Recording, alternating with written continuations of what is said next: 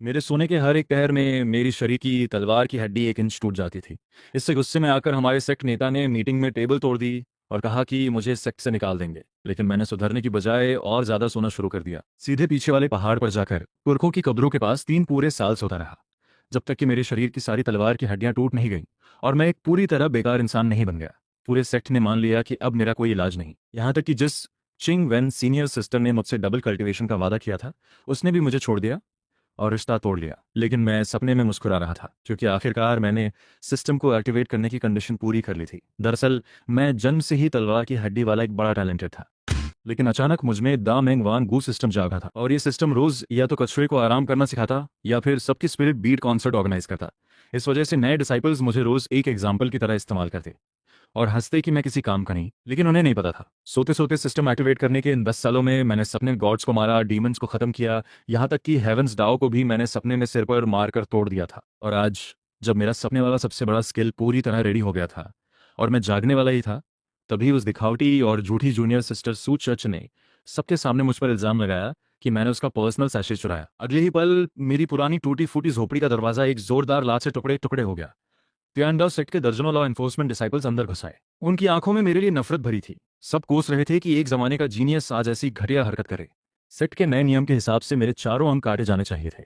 Sect में एक सख्त रूल था, अगर कोई फीमेल डिसाइपल के साथ कुछ गलत हो तो लॉ हॉल उसे पूरी प्रोटेक्शन देगा, और सच साबित होने पर उसे एक हाई क्वालिटी एक्साइज हुई दान मिलेगी, साथ ही 100 प्रीमियम स्पिरिट स्टोन्स भी। और अगर मामला बहुत सीरियस हो तो विक्टिम सीधे इनर सेक्ट में बिना एग्जाम के जा सकती है और सुप्रीम एल्डर उसे पर्सनली सिखाएगा। सुचेचा का सबसे बड़ा फैन जाओ तियान एक पागल कुत्ते की तरह रहा। उसने मेरी फटी कमीज का कॉलर पकड़ा और चिल्लाया, लिन फैन कमीने, क्या तुमने ही चेयर जूनियर सिस्टर को परेशान किया? उस वक्त मैं अभी अभी अपने हजारों साल के सपने से निकला था। मेरी आंखों में अभी भी एक सुकून और आलस था। जाओतियान की आग उगलती नजरों के सामने मैंने बस एक आलसी जम्हाई ली और हाथ हिला दिया। इस लापरवाही ने जाओ को और भड़का दिया। वो मेरा सिर काटना चाहता था, लेकिन पास खड़े एक समझदार डिसाइपल ने उसे रोक लिया। जाओ सीनियर ब्रदर, शांत हो जाओ। लिन फैन भले ही बेकार है, लेकिन वो कभी हमारे सेट का पहला जीनियस था। अगर उसने सच में कोई जुर्म किया भी है तो फैसला क्रिमिनल लॉ एल्डर को करना चाहिए। अगर तुमने अभी उसे मार दिया तो कोई गवाह नहीं बचेगा। इस समझदारी भरी बात ने जाओ तियांग को आखिरकार पूरी तरह पागल बना दिया। उसने किसी की नहीं सुनी और अपनी थंडर वॉर ब्लेड निकाल ली। वो बिजली की तरह मेरी तरफ झपटा। रुको सब। तभी उसी पल क्रिमिनल लॉ एल्डर क्वांग ले जुंज आसमान से उल्का की तरह बीच में आ गिरे। उनकी भारी प्रेजेंस ने पूरे सीन को दबा दिया। जाओ त्यान का वार वहीं रुक गया। क्वांग ले एल्डर की बाज जैसी तेज नजरें पूरे मैदान पर घूमी। जाओ त्यान, तुमने रूल्स तोड़कर खुद एक्शन लेने की हिम्मत की। लिन फैन जैसा गद्दार अगर सच में दोषी है तो मैं खुद उसकी कमर तोड़ूंगा, उसकी स्पिरिट रूट निकालकर उसकी लाश सेक्ट के दरवाजे पर लटकाऊंगा। फिर क्वांग ले एल्डर की नजर सूचच पर पड़ी, जिसकी आंखें लाल थीं और जिस्म कांप रहा था। तुम कहती हो लिन फैन ने तुम्हारी चीज चुराई, क्या ये सच है? सूचज ने यह देखते ही घुटने टेक दिए, धड़ाम से जमीन पर गिर गई। रोते हुए बोली, क्वांग ले एल्डर, साफ देख लीजिए, बस आधे घंटे पहले मैं पीछे वाले कब्रिस्तान में लिन सीनियर ब्रदर को इस महीने के स्पिरिट स्टोन्स देने आई थी। बस रख कर जाना था। लेकिन जो लिन सीनियर ब्रदर नींद में डूबे थे, वो अचानक एक जंगली जानवर की तरह मुझ पर टूट पड़े। मैं जान बचाकर भागी। प्लीज क्वांग ले एल्डर, इस जानवर को सजा दीजिए। ये बातें सुनकर आसपास के सभी मेल डिसाइपल्स का दिल पिघल गया। लेकिन क्वांग ले एल्डर ने आंखें सिकोड़ी, थोड़ा सोचते हुए बोले, बिना सबूत के कुछ नहीं होगा। लिन फांग का शरीर एक आम इंसान से भी कमजोर है। वो किसी फीमेल डिसाइपल को कैसे दबा सकता है? इस पूरे मामले में कुछ अजीब है। सूचच जैसे पहले से तैयार थी, उसने झट से उस जगह की तरफ इशारा किया जहां मैं सोता था। एल्डर, वहां देखिए, सबूत है। सब उधर देखने लगे। मेरी घास वाली जगह पर एक चमकीला पिंक कलर का सैशे दिख रहा था। उस पर कढ़ाई से मैंडरिन डक्स बने हुए थे। वो सैशे देखते ही पूरी भीड़ में एक साथ सांस रुक गई। क्वांग ले एल्डर का मन, जो पहले थोड़ा डावाडोल था, वो सैशे देखकर ठंडा पड़ गया। उन्हें भी लगा कि लिन फैन न सिर्फ बेकार है, बल्कि एक साइको भी है। जाओ तियान की नजर जैसे ही अपनी पसंदीदा लड़की के पर्सनल सैशे पर पड़ी, जलन और गुस्से से उसका चेहरा बिगड़ गया। उसने फिर से थंडर वॉर ब्लेड उठाई और चीखते हुए मुझ पर झपटा। उसकी तेज धार हवा चीरती हुई सीधे मेरे सिर की तरफ आई। उसी वक्त हजारों साल के सपने से अभी अभी जागे मैंने उस वार को देखा और आराम से अपना पुराना बैम्बू पिलो उठा लिया। वो एक कीड़ों से खाया हुआ पुराना बांस का टुकड़ा था, लेकिन जैसे ही मैंने उसे घुमाया, मेरे अंदर से एक जबरदस्त ड्रीम पावर निकला। वो हल्का सा वार देखने में था, लेकिन जब लगा तो जैसे तारे फट गए हों। जाओ कि वो थंडर ब्लेड जैसे ही बैम्बू पिलर से टकराई, बर्फ की तरह चूर चूर हो गई। उस टक्कर की शक्ति सीधे जाओ के शरीर में घुस गई। उसके मुंह से एक चीख भी नहीं मिली। अंदर से एक आवाज आई और वो खून और अंदरूनी टुकड़ों के साथ पीछे उड़ गया। 3 बड़े पुराने पेड़ तोड़ता हुआ जाकर रुका। पूरा सीन चुप हो गया। सबकी सांसें रुक गईं। उन्होंने मेरे हाथ में उस बैम्बू पिलो को अजीब नजरों से देखा। क्या ये कोई एंशिएंट वेपन है या किसी बड़े ने चुपके से दे दिया? क्वांग ले एल्डर भी हैरान थे। वो एक फ्लैश में मेरे पास आए और पिलो छीन लिया। उन्होंने हर तरफ से उसे चेक किया। सेक्ट की सीक्रेट टेक्निक भी लगाई। नतीजा एक ही निकला, ये बस एक बेकार बांस का टुकड़ा है। इतनी सुबह सुबह सब यहाँ मेरी कब्र पर नाचने आ गए। तभी एक आलसी और हल्की हंसी ने उस खामोशी को तोड़ा।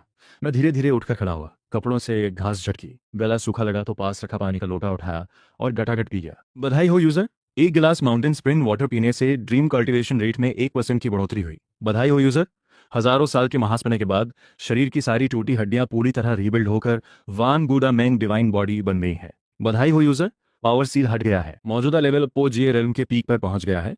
मन में सिस्टम की वो पुरानी आवाजें सुनकर मैंने आराम से आंखें बंद कर लीं। लेकिन क्वांग ले एल्डर का चेहरा सख्त था। उन्होंने मुझे घूरते हुए कहा, लिनफान, क्या तुम्हें पता है कि अंडाओ सेक्ट में किसी फीमेल डिसाइपल की पर्सनल चीज छीनने की कोशिश करना कितना बड़ा जुर्म है? मुझे सुनकर हंसी आ गई।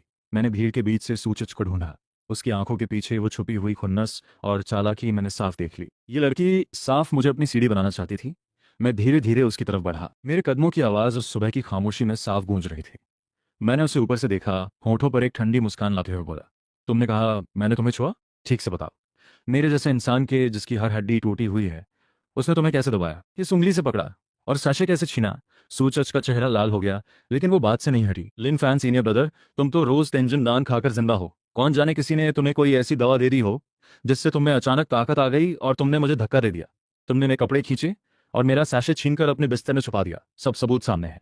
अब बहाने बनाने से क्या फायदा? जोश में आकर सूच ने वो पिंक सैशे हाथ में उठाकर ऊंचा कर दिया। अब इतना सब होने के बाद भी तुम झूठ बोलोगे? मैंने उसके हाथ में उस सस्ती महक वाले सैशे को देखा। मेरी आंखों में ठंडक जम गई। बस एक सैशे जो तुमने खुद मेरी घास में फेंका। इतनी छोटी सी बात से मुझ पर इल्जाम लगाने की कोशिश?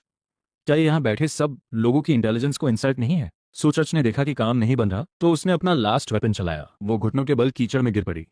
रोते हुए बोली, लिन सीनियर ब्रदर, मैं एक सीधी सादी लड़की हूँ। भला मैं अपनी इज्जत को दांव पर लगाकर झूठ बोलूंगी? मैं जानती हूँ तुम बेकार होने से अंदर से टूटे हो, लेकिन तुमने मेरी जिंदगी क्यों बर्बाद की? रात को सोते वक्त क्या तुम्हें जरा भी गिल्ट नहीं होता? वो बोलते बोलते जोर जोर से रोने लगी। बड़े बड़े आंसू गिरने लगे। उसका वो दुखी बेबस लुक देखकर आसपास के सबके दिल पिघल गए। लिन फैन, अगर मर्द हो तो जिम्मेदारी लो। हाँ, बेकार होना अलग बात है, लेकिन साइको होना कौन सी बहादुरी है? अगर अभी घुटने टेक कर जूनियर सिस्टर से माफी मांग लो तो शायद बस टांगे तोड़कर पहाड़ से नीचे फेंका जाए, वरना आज तुम्हारे टुकड़े टुकड़े होंगे। वो डिसाइपल्स जो कभी मेरी तरफ देखते भी नहीं थे, आज सबके सामने मुझे ज्ञान दे रहे थे। क्वांगले एल्डर भी सोच में पड़ गए थे। एक तरफ लिन फैन, पहले का जीनस, जो अब रहस्यमय तरीके से खतरनाक था। दूसरी तरफ सू फैमिली की पावरफुल बेटी सूच चे, जो रो रोकर टूट रही थी। इसे ठीक से हैंडल न करना सेक्ट में बड़ी मुश्किल खड़ी कर सकता था। तभी मलबे से लड़खड़ाते हुए जाओ टियान निकला। वो छाती दबाए, आंखें लाल किए मेरी तरफ दौड़ा। लिन फैन, हरामी, तुमने चर्च को बर्बाद किया और मेरी थंडर ब्लेड भी नष्ट कर दी। वो मेरे मास्टर का दिया हुआ था। आज मैं तुम्हें लेकर मरूंगा। उसे लग रहा था उसकी सेल्फ रिस्पेक्ट पूरी तरह धूल में मिल गई है। गुस्से ने उसकी समझ खा ली थी, लेकिन मैंने आंखें भी नहीं उठाई। बस गर्दन मलते हुए, घास पर चलते हुए सूचच के सामने आकर रुका। ऊपर से देखते हुए उसी फ्लैट टोन में पूछा, जैसे वेदर पूछ रहा हो, आखिरी बार पूछ रहा हूँ, क्या मैंने सच में तुम्हें छुआ? सूचच का हाँ पूरा निकलने से पहले ही मैंने बिना रुके सीधे उसके गाल पर एक कसकर थप्पड़ मारा। पट से एक तेज आवाज गूंजी। सूचच का वो नाजुक जिस्म हवा में उछला। वो हवा में 3-4 बार घूमा। खून और कुछ टूटे दांत साथ लिए और उड़कर पीछे वाली स्टोन वॉल तोड़ दी। उसका एक गाल जो पहले ठीक था, पलक झपकते सूजकर मोटी रोटी जैसा हो गया। यहाँ तक कि जौ की एक हड्डी भी टूटने की आवाज आई। पूरा सीन फिर से सन्नाटे में डूब गया। जो डिसाइपल्स अभी तक चिल्ला रहे थे, वो जैसे किसी ने गला दबा दिया हो, बस आंखें फाड़े खड़े रहे। तुम बेकार हो मुझे मारा? सुचज बचपन से नाजों में पली थी। सेक्ट में भी सू फैमिली की वजह से एल्डर्स उसे रेस्पेक्ट देते थे। उसे यकीन नहीं हो रहा था कि एक बेकार ने उसे सबके सामने इस हाल में मार दिया। उसने सारा नाटक छोड़ दिया। एक पागल औरत की तरह बिखरे बाल लेकर मुझ पर झपटी। मैंने उसकी तरफ देखा भी नहीं, बस थोड़ा सा पांव उठाया और उसके पेट में एक हल्की लात मारी।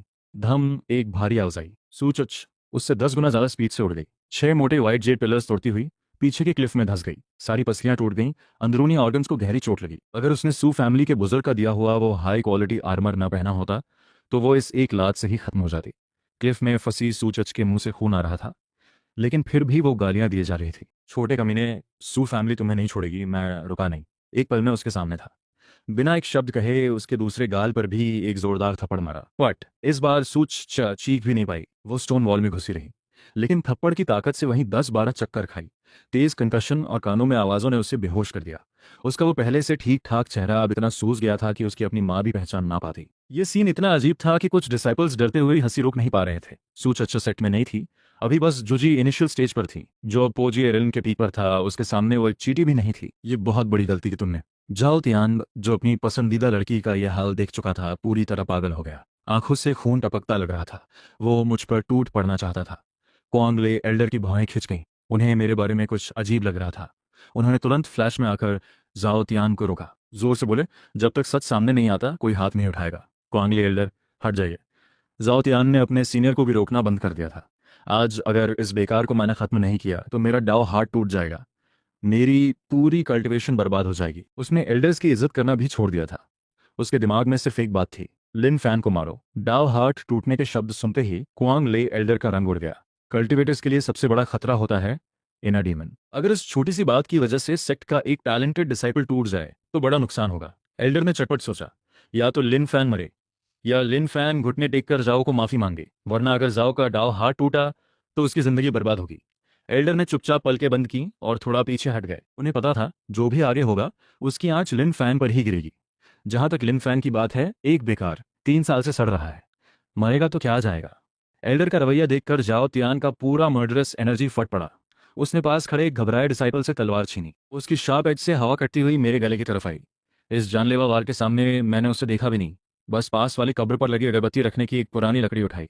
उसी पल मेरे बॉडी में वैन गुडामिंग डिवाइन बॉडी पूरी तरह चल पड़ा। एक चमकीली सुनहरी रोशनी फूट पड़ी, एक ऐसी सोड इंटेंट जो आसमान चीर दे, जो एक एंशिएंट ड्रैगन की तरह बादलों में दहाड़े।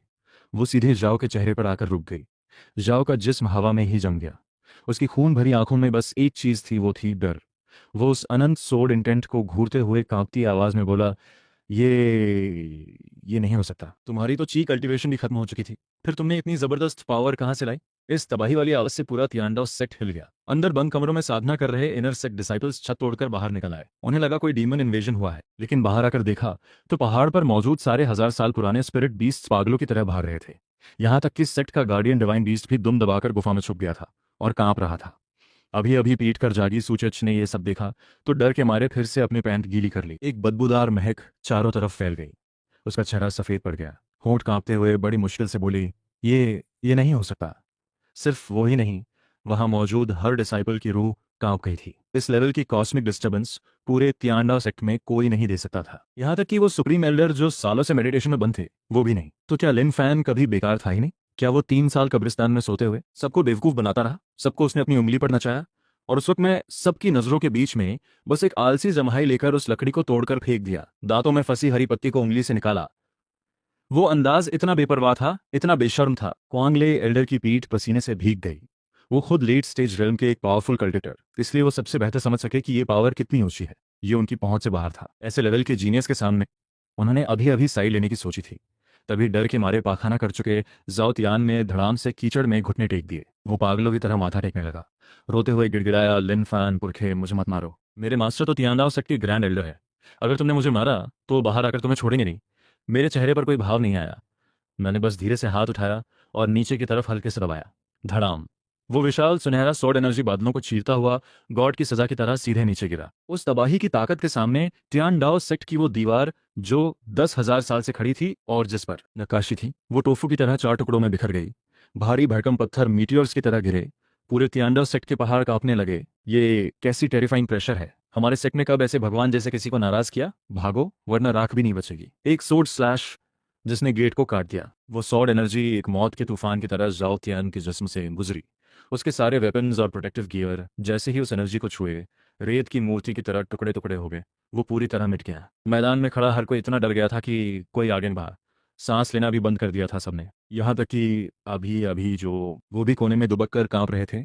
उसी वक्त तियांडाओ सेक्ट की सबसे गहरी जगह पर 10,000 साल पुराने एंसेस्ट्रल स्पिरिट हॉल में 10-15 सुप्रीम एल्डर्स जो सालों से बंक कर रहे थे और इनकी उम्र पूरी होने वाली थी, सबने एक साथ आंखें खोली। उनके जुर्रीदार चेहरों पर अब तक न देखा हुआ शौक था। ये 9 हेवेंस थंडर जैसी पावर किसने दिखाई? पीछे का पहाड़, वो तो लिन फैम को जहां भेजा गया था वहां है ना। ये कैसे हो सकता है? उस लड़के की तो 3 साल पहले सारी हड्डियां टूट गई थी। अभी उसने जो पावर दिखाई वो होशन रेल्म के पीक मॉन्स्टर भी एक बार में नहीं झेल सकते। बात पूरी भी नहीं हुई थी कि एंसेस्ट्रल स्पिरिट हॉल में रखी हजारों एंसेस्टर टैबलेट्स एक साथ कांपने लगी। हर टैबलेट से एक तीखी गूंज निकली। सुप्रीम एल्डर्स का रंग उड़ गया। तियांडाओ सेक्ट के 10,000 साल के इतिहास में कभी किसी डिसाइपल ने सोई हुई एंसेस्टर स्पिरिट्स को इस तरह जगाया नहीं था। उसने आखिर क्या किया? इससे पहले कि वो कुछ समझ पाते वो हजारों टैबलेट्स एक साथ चमक उठी। टावर की छत की सील तोड़कर मीटियोर शावर की तरह उड़ते हुए उस पहाड़ की तरफ जाने लगी जहां मैं था। नहीं, एंसेस्टर स्पिरिट्स भाग रही हैं। सबसे आगे वाले सुप्रीम एल्डर की आंखें फट गईं। उन्होंने तुरंत खून उगला और जबरदस्ती फॉर्मेशन एक्टिवेट करने की कोशिश की, लेकिन चाहे जितना भी जादू करें वो स्पिरिट्स किसी असली राजा को पाकर इन सब बुजुर्गों की एक नहीं सुन रही थी। जल्दी जाओ, बेल बजाओ, सेक मास्टर को जगाओ। लेकिन सेक मास्टर अभी फैंग शू रेल्म की लाइफ और डेथ ब्रेक थ्रू में है। उन्हें डिस्टर्ब नहीं किया जा सकता। बकवास बंद करो। अगर अभी सेक मास्टर नहीं आए, जाओ जल्दी। सुप्रीम एल्डर्स पांव पटक रहे थे, आंखें खून उगलने वाली थीं, और बाहर खड़े डिसाइपल्स आसमान में वो अद्भुत नजारा देख रहे थे, जैसे हजारों एंसेस्टर स्पिरिट्स चमकते हुए बॉल्स बनकर उस एनर्जी शैडो में मिल रही थी जो मेरे पीछे थी। वो पहला है चीन यांग लाए। वो तो हमारे फाउंडिंग पेट्रियार्क की स्पिरिट है। उसने सारे फाउंडिंग एल्डर्स को बुला लिया। लिन फान, वो इंसान है या भूत? सबकी डरी हुई नजरों के सामने मैंने बस कपड़े की धूल झाड़ी। होठों पर एक ठंडी मुस्कान आई। मैं हूँ वान गुदामेंग का स्वामी। आज मुझे कौन मारने की हिम्मत करेगा? और कौन कर भी सकता है? मेरा वो दबंग ऐलान सुनते ही जाओ त्यांग, जो आखिरी सांसें ले रहा था, पूरी तरह राख बन गया। मरते वक्त भी उसे समझ नहीं आया कि उसने एक ऐसे इंसान को क्यों छेड़ा जो सपने में गॉड्स को मार सकता है। और कीचड़ में पड़ी सूचच का पूरा जिस्म छलनी की तरह कांप रहा था। डर से उसका दिमाग थोड़ा ठीक हुआ। उसे पता था, क्योंकि अगर उसने माना कि उसने लिन फैन पर झूठा इल्जाम लगाया तो लिन फैन से पहले सेक्ट का लॉ हल उसकी खाल उतार देगा, उसकी आंखें निकाल देगा, दांत तोड़ देगा, उसकी सोल को निकालकर नरक की आग में 10,000 साल जलाएगा। जान बचाने के लिए सूच चच के चेहरे पर एक अजीब सी मुस्कान आई, जो रोने से भी बुरी लग रही थी। उसे एक तरकीब सूझी, बेशर्मी से लिन फैन से शादी मांगना। लिन फैन अभी पूरे सेक्ट से ऊपर था, कोई कुछ नहीं बोल सकता था। अगर वो पलटी मारकर कहे कि सब प्यार में हुआ और लिन फैन उसे बीवी बना ले तो ना सजा होगी, बल्कि पूरे सेक्ट की रिसोर्सेज पर भी हाथ साफ होगा। जाओ त्यान की ग्रीन टी बनने से तो ये बेहतर ही है। रुको, जब सूचच मुंह खोलने ही वाली थी तभी दूर से एक आवाज आई जिसमें डाव की गूंज थी। फिर हवा को किसी ने हाथों से फाड़ा और एक मिडिल एज्ड आदमी बाहर निकला। उसने पर्पल गोल्ड रोब पहनी थी, सिर पर सन, मून और स्टार्स का क्राउन था। उसके आसपास डाव फ्रैगमेंट्स तैर रहे थे। आंखें खुलती बंद होती थीं तो लगता था जैसे तारे जन्म ले रहे हों। उसकी प्रेजेंस इतनी भारी थी कि पास खड़े दर्जनों डिसाइपल्स खून उगलकर गिर पड़े। आओ जीएम जुंजे, उनके जैसे सुप्रीम पावर हाउस के लिए पोजी रेल्म तो बस थोड़ा मजबूत कीड़ा है, एक हाथ में दबा सकते हैं।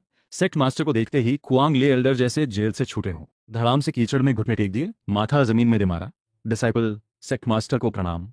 आसपास के सारे डिसाइपल्स भी होश में आए और पागलों की तरह माथा टेकने लगे। डिसाइपल, सेक्ट मास्टर को प्रणाम। आओ जियन जुंज ने हाथ पीठ पर बंधे, भगवान की तरह ऊपर से देखते हुए टूटे बिखरे पीछे के पहाड़ पर नजर डाली। क्वांगले, बताओ यहाँ क्या हुआ? क्वांगले एल्डर पूरी बात बताना चाहते थे, लेकिन खून से लथपथ सूच मक्खी की तरह हाथ पांव मारते हुए सेक्ट मास्टर के पांवों तक पहुंच गई। उसने फिर से वही नाटक किया। रोते रोते जो मैं पर झूठे इल्जाम लगाए थे वो सब नमक मिर्च लगाकर दोहरा दिए। सेक्ट मास्टर, साफ देख लीजिए, लिनफैन ने अपनी ताकत का फायदा उठाकर कमजोर पे जुल्म किया। न सिर्फ मेरे साथ बदसलूकी की, उन गहरी आंखों में जो एक अथाह खाई जैसी थीं एक खतरनाक ठंडक आ गई। वो सीधे मुझे घूरने लगे।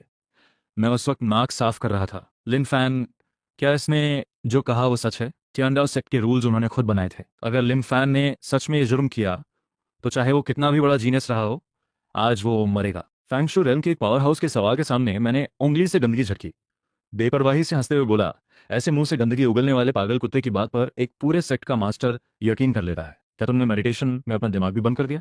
ये सुनते ही पूरा मैदान सन्न रह गया। सब मुझे मुर्दे की तरह देखने लगे। फैंगशू रेल्म के सेक्ट मास्टर को खुलेआम गाली देने की हिम्मत, ये पागलपन की हद है। सूचच ने मौका देखा और जोर से चिल्लाई, सेक्ट मास्टर, मैं एक सीधी सादी लड़की हूं, भला अपनी इज्जत दांव पर लगाकर झूठ बोलूंगी? लिन फैन ना कुछ मानता है ना आपकी इज्जत करता है। आओ जियान जोमजी का चेहरा सख्त हो गया, लेकिन वो बेवकूफ नहीं थे सच जानने के लिए। उन्होंने ठंडे लहजे में कहा, दोनों एक दूसरे की बात काट रहे हो तो मैं भी सोल सर्च करता हूँ, दोनों की मेमोरीज निकालकर देखता हूँ सच क्या है। ये सुनते ही सूच, जो अभी अभी खुश थी, उसका चेहरा ऐसे पड़ गया जैसे मुंह में कुछ बुरा पड़ गया हो। उसे याद आया, लिन फैन की पावर अब अथाह है, सोल सर्च उस पर काम नहीं करेगा। लेकिन वो खुद सिर्फ जुजी रेन पर है। अगर उसकी मेमोरीज निकली तो उसकी सारी झूठी चालें, सारे दांव सब सामने आ जाएंगे। फिर तो उसे वैन शीको में डालकर 1000 जहरीले सांपों से तड़पाया जाएगा। घबराहट में सूच छह का दिमाग तेज दौड़ा और उसने एक बेहद चौंकाने वाली हरकत की। उसने अपने बालों में लगी हेयरपिन निकाली और अपनी गर्दन की नस पर रख ली। पसीने से भीगे हुए बोली, सेक्ट मास्टर रुकिए, दरअसल मुझे लिन सीनियर ब्रदर से कोई शिकायत नहीं, मैं तो बहुत पहले से उन्हें पसंद करती थी। आज जो हुआ वो बस सीनियर ब्रदर जरा जल्दबाज हो गए। अगर सीनियर ब्रदर मुझसे शादी करें तो मैं ये सब भूल जाऊंगी और कभी कुछ नहीं कहूंगी। इस शॉकिंग यू टर्न ने वहां खड़े सभी डिसाइपल्स को हैरान कर दिया। अरे यार, ये तो पूरा ट्विस्ट आ गया। चच जूनियर सिस्टर लिन फैन की जान बचाने के लिए अपनी पूरी जिंदगी कुर्बान कर रही है। कितनी लॉयल है। लिन फैन को ऐसी डिवोटेड लड़की मिले, ये तो उसकी किस्मत है। लिन फैन, जल्दी हाँ बोलो वरना मारे जाओगे। इन बेवकूफ़ों की बातें सुनकर मेरे मन में सू चर्च को ऑस्कर देने का मन किया। इस औरत की चालाकी की कोई हद नहीं। आओ जेन जुंजे की सिकुड़ी हुई भौहें थोड़ी ढीली हुई। वो भी नहीं चाहते थे कि एक नया उभरा हुआ जीनियस यहाँ मरे।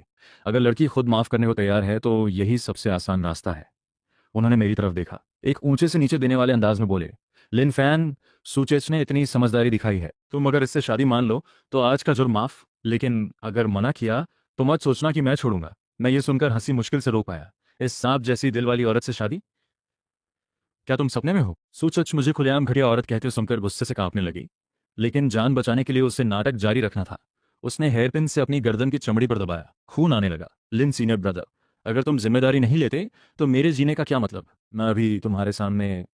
और उसने जैसे मरने का नाटक किया। ओजियान जुंजे का चेहरा खड़ा हो गया। लिन फैन, सूच छोड़ने को तैयार है और तुम मर्द होकर जिम्मेदारी नहीं उठाते? क्या तुम्हारे अंदर जरा भी शर्म बची है? मैंने इन सबको ठंडी नजरों से देखा। 3 साल से जो भड़ास भरी थी वो अब पूरी तरह बाहर आ गई। बकवास छोड़ो, सोल सर्च करो, अभी करो। जो सच है सामने आ जाएगा। अगर नहीं कर रहे तो साफ है कि कुछ छुपाना है। कुआंगले एल्डर ने देखा कि सेक्ट मास्टर को एम्बैरेसमेंट हो रही है तो वो आगे आ गए। मेरी तरफ उंगली उठाते हुए चलाया, बेशर्म, तू है कौन सेक्ट मास्टर को ऑर्डर देने वाला? सेक्ट मास्टर तुझे जीने का मौका दे रहे हैं और तू इतनी ढिठाई दिखा रहा है? क्या तुझे लगता है थोड़ी पावर से तू फैंगशू रेलन के सामने आंखें दिखाएगा? सूच च ने देखा तो वो जोर से रोने लगी। सेक्ट मास्टर, सीनियर ब्रदर को मत डांटो, वो बस गुस्से में है, शांत होने पर जरूर मान जाएंगे। आओ जैन जुंज ने संतोष से सिर हिलाया। उन्हें ऐसे समझदार डिसाइपल्स पसंद थे जो खुद ही रास्ता बना दें। उन्होंने सीधे खड़े होकर अपनी पर्पल गोल्ड रोप को हवा में फड़फड़ाने दिया। एक ऊंचे मालिक का रुतबा दिखाते हुए बोले, लिनफैन, अब सेक्ट मास्टर के नाम पर रिश्ता पक्का करता हूँ। तू सू चर्च से शादी करेगा। आज की बात यहीं खत्म, कोई दोबारा जिक्र नहीं करेगा। सेक्ट मास्टर के मुंह से यह सुनते ही सू चर्च की जान में जान आई। जब तक सोल सर्च नहीं हुआ वो सेफ है। न सजा बल्कि लिन फैन जैसा पावर हाउस मिल जाएगा। वो पहले से सोचने लगी कि कैसे सेक्ट में आकर कर चलेगी, लेकिन मैंने आओ जिन जुनजे को ऐसे देखा जैसे किसी बेवकूफ को देखते हैं। तियांडाओ सेक्ट का सेक्ट मास्टर एक पक्षपाती अंधा बुजुर्ग निकला। इस सेक्ट में तुम जैसे बेकार लोग हैं, इसलिए ये सेक्ट जल्दी बर्बाद होगा। ये सुनते ही पूरी भीड़ सांस भूल गई। बहुत ज्यादा। फैंगशू रन के पावर हाउस की नाक पर बैठकर उन्हें अंधा बुजुर्ग बोलना। आओ जियान जुनजे का चेहरा काला पड़ गया, माथे की नसें उभर आईं। वो बस बात खत्म करना चाहते थे, लेकिन इस लिनफान ने सबके सामने उनकी इज्जत को रौंद दिया था। छोटे मवाली, मैंने तुझे मौका दिया था, तू मरना चाहता है तो आज मैं खुद तेरा काम तमाम करूंगा। ओजियान जुंजे के चिल्लाते ही उनकी हथेली में एक ऐसी भयंकर स्पिरिचुअल पावर इकट्ठी हुई जो पूरी दुनिया को रंग बदले। उस तबाही वाले प्रेशर से पास खड़े दर्जनों डिसाइपल्स खून उगलते हुए उड़ गए। बाकी सब घुटने टेक कर माथा टेकने लगे ताकि उस वेव में न बह जाए। ये मना। सेक्ट मास्टर सच में भय गए। ये फैंगशू रिल्म का वर्ल्ड डिस्ट्रॉइंग अटैक है। चाहे कितना भी टैलेंटेड हो, सेक्ट मास्टर की एक पाम नहीं झेल सकता उस अटैक के सामने जो एक पूरे पहाड़ को मिटा दे। मैंने बस हल्के से मुस्कुराया। उसी वक्त सिस्टम की ठंडी आवाज फिर दिमाग में गूंजी। डिंग। डिटेक्ट किया गया कि यूजर को फैंगशू रेल्म के पावर हाउस ने टारगेट किया है। दामेंग वान गू काउंटर अटैक मैकेनिज्म ट्रिगर हुआ। यूजर को 1 मिनट के लिए ड्रीम रेल्म का एम्पर लेवल कल्टिवेशन मिलता है। डिंग। बधाई हो यूजर, करंट लेवल अब दाचिंग रेल्म के 7th पीक पर पहुंच गया है। मेरे अंदर वो पावर महसूस होते ही जो यूनिवर्स को खींच दे, मेरे चेहरे पर वो मजाक वाली मुस्कान और गहरी हो गई। मैंने कोई वेपन नहीं उठाया, सीधे आओ जेन जुंजा के उस लीथल अटैक की तरफ बढ़ा और धीरे से अपना दायां हाथ उठाया। धड़ाम। कानों को बहरा कर देने वाली आवाज आई। दोनों फोर्सेस हवा में टकराई। सबको लग रहा था कि मेरी हड्डी तक नहीं बचेगी। तुमने तो स्पिरिचुअल पावर भी इस्तेमाल नहीं की, सिर्फ शरीर से मेरा लीथल अटैक कैसे रोक लिया? सिर्फ वो ही नहीं, पूरे मैदान के लोगों का दिमाग घूम गया। ये उनकी कल्टीवेशन की समझ से बाहर था। मैंने एक आलसी अंगड़ाई ली, जम्हाई ली और बोला, तुम मार चुके, अब मेरी बारी है। वानगू एंसेस्टर स्पिरिट्स, मेरा हुक्म सुनो, फॉर्मेशन बनाओ। मेरे बोलते ही आसमान में उन हजारों एंसेस्टर स्पिरिट्स की रोशनी अचानक सूरज से भी ज्यादा तेज हो गई। हजारों स्पिरिट्स आसमान में एक दूसरे से जुड़ते हुए एक विशाल फॉर्मेशन बना गए। वो फॉर्मेशन पूरे आसमान को ढकते हुए आसपास के लाखों माइल्स की स्पिरिचुअल एनर्जी चूसने लगा। ये तो हिस्टोरिकल एंसेस्टर्स की स्पिरिट से फॉर्मेशन बना रहा है। आओ जैन जुंजर पूरी तरह घबरा गए। उन्होंने तुरंत अपनी लाइफ सोर्ड निकाली, पूरी ताकत लगाकर उस फॉर्मेशन पर वार किया, लेकिन वो फॉर्मेशन अटल था। उनकी लाइफ सोर्ड लगी तो एक निशान तक नहीं पड़ा। खनन खनन करके चिंगारियां उड़ी। चाहे जितने वार करें, वो फॉर्मेशन और मजबूत होता जा रहा था, उल्टा ज्यादा खतरनाक होता जा रहा था। तियांडाओ सेक्ट के सारे पुरखों की तरफ से आज तुम्हें सब सिखाता हूं, नालायक औलाद। मैंने हाथ पीठ पर बांधे, एक न्यायाधीश की तरह ऊपर से नीचे डिक्री थी। धड़ाम। हजारों एंसेस्टर स्पिरिट्स एक साथ तबाही की रोशनी बनकर आओ जियन जुंजे पर टूट पड़े। उस हाई और माइटी सेक्ट मास्टर ने एक दर्दनाक चीख निकाली। उनकी प्रोटेक्टिव स्पिरिचुअल एनर्जी तुरंत टूट गई। लाइफ सोर्ड एक आवाज के साथ 2 टुकड़े हो गई वो पतंग की तरह खून उगलते हुए मलबे में जा गिरे। पूरा मैदान मुर्दों जैसे चुप हो गया। फैंगशू रिल्म का एक पावरफुल कल्टीवेटर, क्यांदाओ सेक्ट का सबसे ताकतवर इंसान, एक ही वार में खत्म। अगर अपनी आंखों से न देखते तो कोई यकीन न करता। आओ जैन जुंजे मलबे से लड़खड़ा कर उठे, बिखरे बाल, बुरा हाल। वो मुझे घूरते रहे, आंखों में नफरत और हार मानने से इनकार था। वो अपनी सोल जलाकर मेरे साथ मरने की सोच ही रहे थे कि अचानक ऊपर से एक आवाज आई, ठंडी, ऊंची, नौ आसमान से उतरी चांदनी जैसी। फिर आसमान में बर्फ गिरने लगी। एक विशाल आइस लोटस खुली। एक सफेद कपड़े वाली, चेहरे से किसी देवी जैसी, नंगे पांव औरत उस कमल पर खड़ी थी, जैसे किसी और दुनिया से उतरी हो। उसकी प्रेजेंस आउस जेन जुंजे से 100 गुना ज्यादा भारी थी। उसे देखते ही आउस जेन जुंजे की आंखों की पागलपन बुझ गई। उसकी जगह एक गहरा डर आ गया। वो अपनी चोटें भूलकर धड़ाम से घुटने टेक गए। जूनियर ब्रदर यगुंग एम्प्रेस को प्रणाम। सीनियर सिस्टर तियांडाओ सेक्ट की असली नंबर 1, 500 साल से मेडिटेशन में, वो लेजेंडरी यगुंग एम्प्रेस। वहां मौजूद सारे एल्डर्स और डिसाइपल्स को उसकी प्रेजेंस ने सोल तक दबा दिया। सब एक साथ झुक गए। सुप्रीम एंसेस्ट्रल मास्टर को प्रणाम। यगुंग एम्प्रेस ने आओ जियन जंजे को एक नजर भी नहीं दी। उसकी वो ठंडी आंखें, जिनमें कोई ह्यूमन इमोशन नहीं था, सीधे मुझ पर टिक गईं। उससे नजर मिलाते ही मुझे भी एक खतरनाक ठंडक महसूस हुई। जूनियर ब्रदर, तुमने जो किया थोड़ा ज्यादा हो गया, यगुंग एम्प्रेस ने धीरे से कहा। आवाज शांत थी लेकिन दूर से आती हुई सी। आओ जियन जुंजे ने सुना कि सीनियर सिस्टर ने लिन फैन को डांटा तो वो खुशी से लगभग उछल गए, रेंगते हुए आगे आए। सीनियर सिस्टर, लिन फैन ने न सिर्फ अपने साथियों को नुकसान पहुंचाया, एंसेस्टर स्पिरिट्स को कंट्रोल किया, मुझे घायल किया, बल्कि फीमेल डिसाइपल सूचच को भी परेशान किया। ऐसे इविल पर्सन को तुरंत मारना चाहिए ताकि सेक्ट के रूल्स की इज्जत बचे। उन्हें लग रहा था यागंग एम्प्रेस के होते लिन फैन आज बचेगा नहीं, लेकिन यागंग एम्प्रेस ने थोड़ा मुड़कर उन पर वो नजर डाली जो मुर्दों पर डालते हैं। मैंने तुम्हें बोलने को कहा था। बस इतना सुनते ही आओ जियन जुंज जैसे बिजली गिरी हो, एक मुंह से खून उगला और 100 मीटर दूर जा गिरे। वो दहशत में कांपते रहे, एक आवाज भी नहीं निकाली। यागंग एम्प्रेस की नजर सूच च पर घूमी। उनकी आंखों में एक पल को जबरदस्त नफरत आई। इस औरत का घटिया नाटक सिर्फ तुम जैसे बेवकूफों को बेवकूफ बना सकता है। उन्होंने एक झलक में सूचच का सारा झूठ पकड़ लिया था। सूचच ये सुनते ही आंखें पलटाकर बेहोश हो गई। यगुंग एम्प्रेस ने फिर मेरी तरफ देखा। आवाज अभी भी ठंडी थी लेकिन उसमें एक अजीब सी हलचल थी। लिन फैन, उस दिन तुमने मुझे बचाने के लिए अपनी तलवार की हड्डियां खुद तोड़ी और बेकार बन गए। मैंने वादा किया था कि तुम्हारी हमेशा रक्षा करूंगी। आज तुम्हारी पावर वापस आ गई, लेकिन सेक्ट के अंदर इतनी तबाही करना भी रूल के खिलाफ है। ये सुनते ही सारे डिसाइपल्स के कान खड़े हो गए। तो लिन फैन बेकार इसलिए हुआ था क्योंकि उसने यगुंग एम्प्रेस को बचाया था। कोई हैरानी नहीं कि इतनी हिम्मत थी उसमें। मैंने ऊपर हवा में खड़ी यगुंग एम्प्रेस को देखा। मेरी आंखों में कोई भाव नहीं था, बल्कि हंसी आ रही थी। अपना क्रेडिट मत लो इसमें। उस दिन बस नींद नहीं आ रही थी और तुम सामने थी, बस हाथ चला दिया। तुम्हारे तियांडा सेट के रूल्स मेरे लिए टॉयलेट पेपर से भी बेकार है। इतनी बेशर्म बात सुनकर सबने फिर से सांस रोक ली। यगुंग एम्प्रेस की भौहें थोड़ी सिकुड़ी, लेकिन वो बोली नहीं। ठंडे लहजे में अनाउंस किया, आज की बात की पूरी जांच होगी।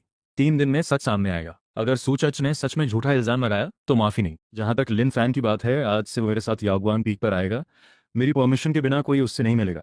उन्होंने मेरी हाँ का भी इंतजार नहीं किया। आस्तीन हिलाई, एक जबरदस्त आइस पावर ने मुझे लपेट लिया और अगले पल हम दोनों वहां से गायब हो गए। पीछे रह गए वो सब जो एक दूसरे का मुंह देख रहे थे, और चारों तरफ बिखरा मलबा। आओ जियन जुनजे ने मुट्ठी भींची। आंखों में एक जहरीली चमक थी। सीनियर सिस्टर, तुम्हारा पक्षपात तो मुझे पता था, लेकिन 3 दिन में कोई सबूत नहीं मिलेगा। सूचच अगर बात से नहीं हटी तो लिन फैन बचेगा तो नहीं, लेकिन जलील जरूर होगा। यागुआन पीक की चोटी पर मुझे यागुंग एम्प्रेस यहाँ लाई थी। चारों तरफ हजारों साल पुरानी ब्लैक आइस थी। यागुंग एम्प्रेस ने मुझे देखा। उनकी आंखों में एक दुर्लभ थकान और गिल्ट था। लिन फैन, इन 3 सालों में बहुत तकलीफ थी। मैंने बिना पूछे एक जेड बेड ढूंढी, लेट गया, एक आरामदायक पोजीशन ली। जमाई लेते हुए बोला, ये नाटक छोड़ो, मुझे यहाँ सिर्फ ये कहने के लिए नहीं लाया ना। बात क्या है? यागुंग एम्प्रेस ने एक लंबी सांस ली, अपने कपड़ों से एक खून लगी जेड पेंडेंट निकाली। वो पेंडेंट देखते ही मेरी आलसी आंखें पल भर में तेज हो गईं। उस जेड पेंडेंट की हलचल ने आसपास की ब्लैक आइस में दरारें डाल दी, क्योंकि उस पेंडेंट पर काई लिखा था। वो एम काई की पर्सनल चीज थी। एम काई, वो लड़की जो उन 3 सालों में, जब पूरे सेक्ट ने मुझे छोड़ दिया था, हर रात अंधेरे में पीछे वाले कब्रिस्तान में आती थी। लाल आंखों से मेरे लिए दलिया लाती थी, मेरा जिस्म पोंछती थी। वो बोल नहीं सकती थी, एक गूंगी छोटी लड़की। मैंने उससे वादा किया था कि जब सिस्टम जागेगा तो उसे इस दुनिया की सबसे इज्जतदार औरत बनाऊंगा, लेकिन आज सुबह वो नहीं आई थी। मैंने सोचा शायद सो गई होगी। ये पेंडेंट तुम्हारे पास कहाँ से? मैं उठकर खड़ा हो गया। यगुंग एम्प्रेस को घूरने लगा। यगुंग एम्प्रेस ने आंखें बंद की। आवाज में एक दर्द था। सुचच्चा बस एक मोहरा थी। आज सुबह का सब कुछ एक बड़ी साजिश थी। असली मकसद तुमसे लड़ना नहीं था, मकसद था तुम्हारा ध्यान भटकाना, और उस वक्त उस लड़की को, जिसे एम काई कहते हैं, उठाकर ले जाना। किसने किया? मेरी आवाज जैसे नरक की गहराई से निकली हो। कमरे का टेम्परेचर एकदम शून्य पर आ गया। जूती GMZNG। यगुंग एम्प्रेस ने एक गहरी सांस ली। एम काई कोई आम गूंगी लड़की नहीं है। उसके अंदर TGMZNCNC की पहली सेंट की प्योर ब्लड बहती है। वो तुम्हारे पास रहते हुए चुपचाप अपने खून से तुम्हारी टूटी हड्डियां ठीक कर रही थी। अब उससे उनके प्रोटेक्टर्स जबरदस्ती उठा ले गए। अगर 7 दिनों में कुछ नहीं हुआ तो MZing का नेता उसका सारा खून निकालकर एक बड़े रिचुअल में इस्तेमाल करेगा। ये सुनते ही मेरा दिल जैसे किसी ने मुट्ठी में भींच दिया हो। वो बेवकूफ़ लड़की, वो जो बोल नहीं सकती, जो बस मुझ पर हंसती रहती थी, वो अपनी जान लगाकर मेरी जान बचा रही थी। इसीलिए इन 3 सालों में उसका चेहरा इतना पीला होता गया था। इसीलिए दलिया पिलाकर वो हर बार चुपके से कब्र के पीछे जाकर थकान से सांस लेती थी और मुझे लगता रहा वो बस एक आम इंसान है। धड़ाम, मेरे अंदर वान बुदा मेंग डिवाइन बॉडी ने फुल फोर्स में काम करना शुरू किया। एक जबरदस्त एनर्जी का खंभा सीधे याओगांग पीक की आइस सीलिंग तोड़कर आसमान में चला गया। चाहे तियांदाओ सेक्ट हो, चाहे MZNG, जो भी मेरी एम काई के एक बाल को हाथ लगाएगा, मैं पूरी दुनिया को तबाह कर दूंगा। लिन फैन, जरा शांत हो। यगुंग एम्प्रेस ने आइस पावर से मुझे रोकने की कोशिश की। TGMZNG बहुत ताकतवर है। सिर्फ हुआशन रेल्म से ऊपर के एल्डर्स 100 से ज्यादा है। तुम अभी गए तो ये सुसाइड होगी। मेरी आंखें लाल थीं, जैसे किसी और दुनिया के किलर आ गए हों। मैंने हाथ में आई जेड बेड को मुट्ठी में तोड़ दिया। आवाज में वो ठंडापन था जो हड्डियां जमा दे।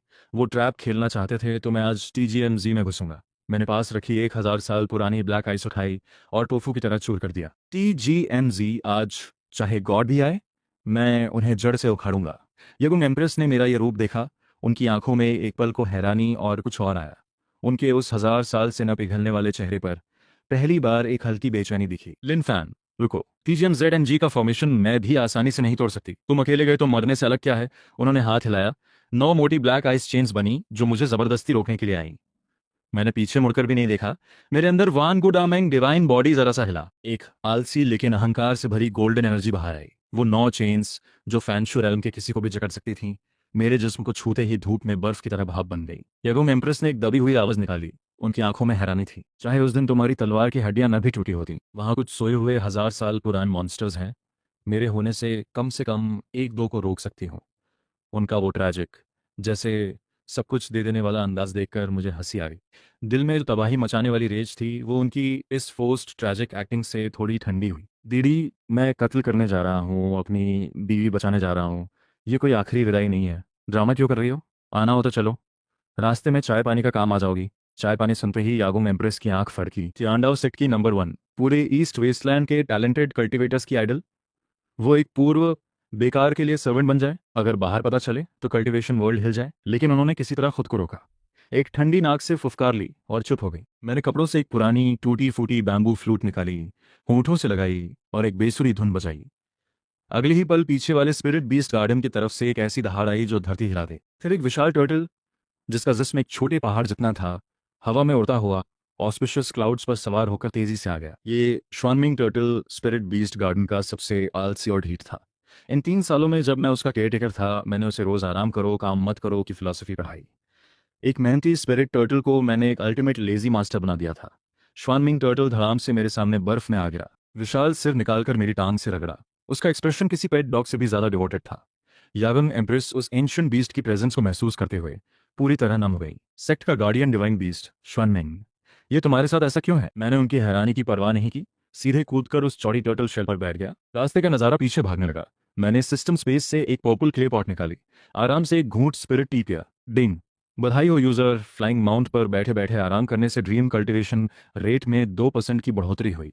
दिमाग में वो मीठी सिस्टम नोटिफिकेशन सुनकर मैंने आंखें बंद कर लीं। यंग एम्प्रेस मेरे बगल में एकदम सीधी बैठी थी। उनके आसपास हर वक्त आइस एनर्जी घूम रही थी। मेरी इस बेफिक्री को देखते हुए आखिरकार उनसे रहा नहीं गया। लिन फैन, TGMZ यहाँ से 1 लाख माइल्स दूर है। श्वानमिंग टर्टल की फुल स्पीड से भी 2 पूरे दिन लगेंगे।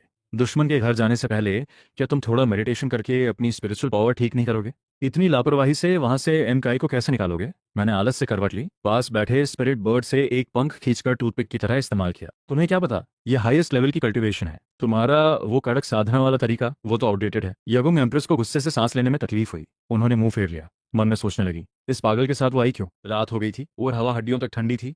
मैंने अंगड़ाई ली, अपने बैग से एक बड़ी काली देग निकाली। फिर स्पिरिट बीस्ट गार्डन से उठाई हुई रेयर स्पिरिट हर्ब्स और हाई लेवल बीस्ट मीट निकाली। आग जलाई, देग चढ़ाई। थोड़ी देर में कछुए की शेल पर एक ऐसी महक फैली जो नाक में सीधे घुस जाए। यगुंग एम्प्रेस, जो सालों से मेडिटेशन में थीं और खाने का स्वाद भूल चुकी थीं, उनकी नाक थोड़ी सी फड़की, गला अनजाने में भीग गया। लेकिन उनका वो पक्का डाव हार्ट आज इस महक से थोड़ा हिला। मैंने चम्मच से झाग हटाया।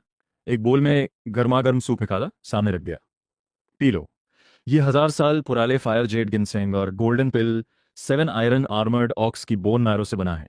शरीर गर्म होगा, यगुंग एम्प्रेस ने मना करना चाहा, लेकिन वो महक इतनी तेज थी कि उनका हाथ खुद ब खुद बोल तक पहुंच गया। एक छोटा सा घूंट लिया, धड़ाम, वो गर्म सूप पेट में गई।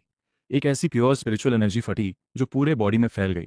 उन्हें हैरानी हुई, एक घूंट में उतनी स्पिरिचुअल पावर थी जितनी महीनों की मेडिटेशन में। इसमें मेरा सीक्रेट ड्रीम सीजनिंग मिला है, सिस्टम का दिया हुआ सुप्रीम फ्लेवर है। कैसी लगी? रोज बर्फ खाने से तो बेहतर है ना? यगुंग एम्प्रेस का चेहरा हल्का सा लाल हुआ। आज पहली बार उन्होंने कुछ नहीं कहा, बस सिर झुकाए छोटे छोटे घूंट लेती रहीं। वो हमेशा ऊंची और ठंडी रहने वाली एम्प्रेस उस पल में थोड़ी सी इंसान लग रही थी। खाने के बाद मैं एक रॉकिंग चेयर पर लेट गया, तारों भरा आसमान देख रहा था, और दिमाग में बिना बुलाए एम काई का चेहरा आ गया। वो पीला सा लेकिन हमेशा मुस्कुराता हुआ चेहरा। 3 साल पहले की उस बर्फीली रात में, जब पहाड़ पर बर्फ थी और मेरी तलवार की हड्डियां टूटनी शुरू हुई थीं।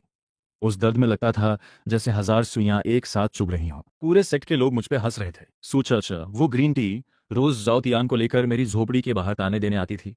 बस एक थी, एम काए, वो गूंगी छोटी सी लड़की जिसे सर्वेंट क्वार्टर्स में रखा था।